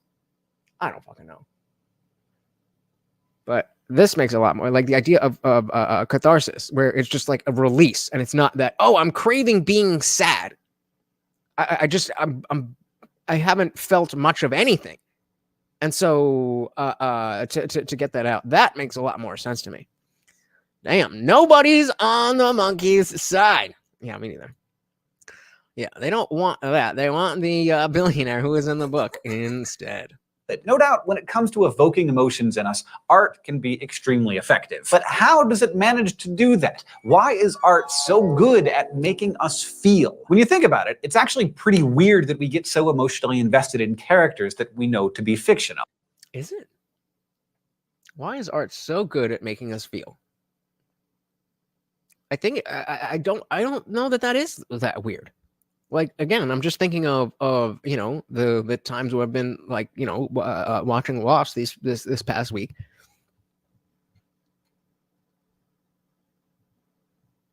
And it's not like it's these moments of heightened stakes that don't exist. Like shit like that doesn't happen in my life. There's not some woman that is going to knock on my door that we've been in love and star-crossed lovers for the last 20. Like, that's not stuff that happens in my life. So I don't know that it's that weird. Because I think if that happened to me in real life, I would probably react in a similar way. Goldneck said, closest I've come is seeing any kind of harm or tragedy happen to a child. Becoming a dad may be a lot more squeamish and emotional to that stuff. Yeah, I would imagine that it does.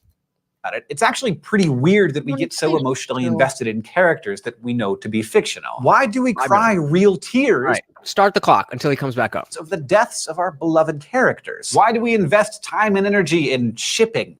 I don't. That shit's weird.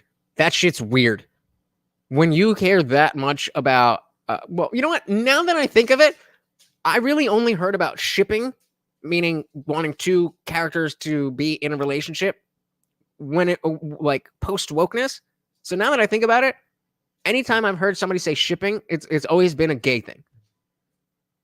So, like, again, watching Lost, like, yeah, I want to see, like, Kate and Jack and Sawyer and Julie. Like, I want to see them be happy because I'm invested in their stories.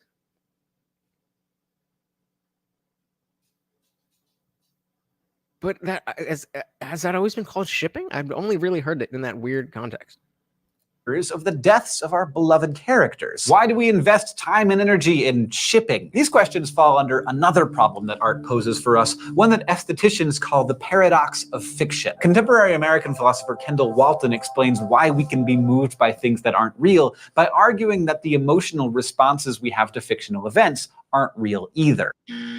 Sorry, Walton boy, I disagree. Instead, he says we experience what he calls quasi-emotions, basically emotion-like responses that can be triggered by fiction, but don't exist or function on the level of true emotions. Nope. Nope. Maybe I'm just like, I don't know, but no. Nope. Nope. Nope. Nope. Nope. Nope. Nope. Now, as evidence for this, Walton points out that people don't respond to scary movies as they would to real-life terror. Like, when we're watching a scary movie, we don't run out of the theater and call 911 like we would if we saw a real person in danger. Right. So it can't be that you want that experience. But other thinkers, like American philosopher Noel Carroll, disagree. Carroll argues that we can have real emotional responses to fictional characters and situations. There you go, Noel Carroll. I mean, dear God. Dear God. This dude's mother, this dude's parents did not want him to have an easy life. Noel Carroll as a dude. Emotions don't have to correspond to external reality in order for the emotions themselves to be real, he says. So we can feel just as strongly for the loves and losses of our favorite characters as we can for the plights of our friends and family. All right, so last poll of the night. Can fictional characters elicit true and oh man, he is hungry. Why are you so hungry? Oh, what happened to me? I'm trying to think. True and real emotions. Let's see. Strongly for the loves and losses of our favorite characters as we can for the plights of our friends and family. Now, it's time to think back to Helena and the goldfish in the blenders. Helena raises questions about the relationship between morality and art, and here there are two main schools of thought. Some people, called autonomists, maintain that art and morality are entirely separate. So if something is done in the name of art, it's basically immune from moral scrutiny. It's almost like artists live and work in some kind of protective morality bubble. That's what the postmodernists want you to think. So in the autonomous view, Everesty did nothing wrong putting goldfish in a situation where they were likely to be pulverized because he was doing it in the name of artistic expression. Artistic expression. Nick said, but I lost my cousin, her granddaughter, who was 8 years older than me. Then my mom's younger brother died, but I just couldn't get myself to cry. I felt like I was doing something wrong. Yep. Well, that's oh, you didn't come from Catholicism. I was gonna say that's that Christian. That Catholic guilt coming to get you. Shout out to our boy Wong Tech said for the hungry dance. There you go. Thank you. So very, very, very, very much so. All right, let's finish this up. Thank you. Situation where they were likely to be pulverized because he was doing it in the name of artistic expression. But wait, I missed that. Sorry. Morality bubble. So in the autonomous view, Everesty did nothing wrong putting goldfish in a situation where they were likely to be pulverized because he was doing it in the name of artistic expression. That's the most leftist thing that we've heard in this entire series. But there are others, known as aesthetic moralists, who argue that morality and art are interconnected. So any moral stain connected with a work makes a work aesthetically flawed. In this view, even if Everesty's aesthetic concept was superb, the fact that he expressed that concept through immoral means, in this case the wanton destruction of goldfish life, that counts against the overall aesthetic value of his work. Art is often designed to challenge our beliefs and our values, and most of us agree that this can be a good thing. But are there limits? We often give artists credit for amazing works of art that inspire positive change in the world, like Uncle Tom's Cabin. But if a work inspires bad actions or bad attitudes, is the artist to blame for that too? Yes. And falling in line, all of us seem to agree that fictional characters can elicit true and real emotions. Absolutely. Yeah. I didn't kill the people. I just put poison in their Kool-Aid and asked that they would like some. Come on, man. Work inspires bad actions or bad attitudes, is the artist to blame for that too? As in most areas of philosophy, there's plenty more about aesthetics that we could explore if we had time. But as we move on to the next segment of our course, I hope you found that aesthetics, one of the less well-known areas of philosophy, I wonder why, is worth your attention as you continue to interact with art in your lives. Is it though?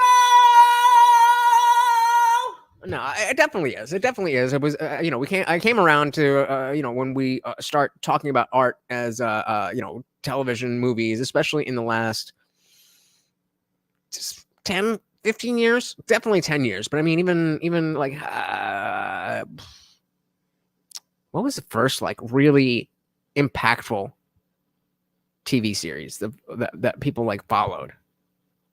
I don't know, but yeah, I'm glad that we got to that video so that we can kind of close the book on the aesthetics thing, because I do think it brings us interesting conversations. But I think what's up next? Meta ethics. Meta ethics is next. So next week is when we are gonna really be getting into the down and dirty of what exists, what should you do, and what should you not do. So yeah, wow, this was oh my goodness, shout out to our boy coming in last minute. And we had just enough that I can't let him just go to town. We'll do that for him, since we do got to run to the after party. We will make sure he gets his due, and that makes you the new sponsor of the stream. Knocking unwanted foe out at the last second. Couldn't just let him have it. But I am not complaining. Thank you so very, very much, guys. I cannot tell you how much I appreciate you being here. I just don't have the words. You guys know how, those of you who do know how important this is to me, and how much I love coming and hang out with you guys. I'm glad that you can see it. And if you're new here and you're not as sure, I can just promise you that I am continuing to, it's all good. Since the third live stream ever on a live stream donation. Yep. Yep. Third ever live stream donation. But yeah, I mean, if you're not convinced that this is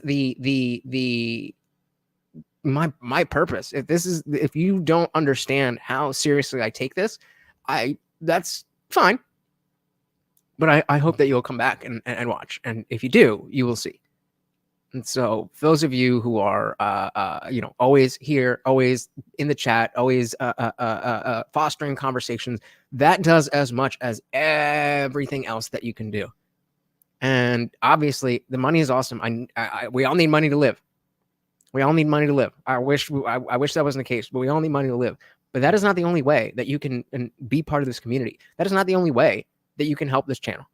So even just liking the video, being part of the chat, commenting after the stream is done, sharing the video does huge things for the channel. Sharing the video wherever, and especially joining the Discord. Again, guys, it is absolutely free to join. It's free to join, and if you are engaging, then you'll rank up. Once you get to level 15, then you don't have to pay anything. You can be part of the after party. You get, and we are building, guys. We are building. So thank you so very, very much to each and every one of you. Again, a big shout out to the donations. We got so many. And again, guys, just because we got Mr. Big Baller Funkmaster General here, you can see that the little ones add up as well. So guys, you're amazing. Thank you so very, very much. I am very, very excited to chat with you guys in the after party and talk about some art. I don't think we're gonna have too many art-based conversations, but let's do it. Thank you so very, very much for hanging out. Once again, this is Morty, and I am your host, Lutch, aka the Indian Jesus, here to resurrect the second coming of common sense. Until next time, guys, we are out of here. Peace.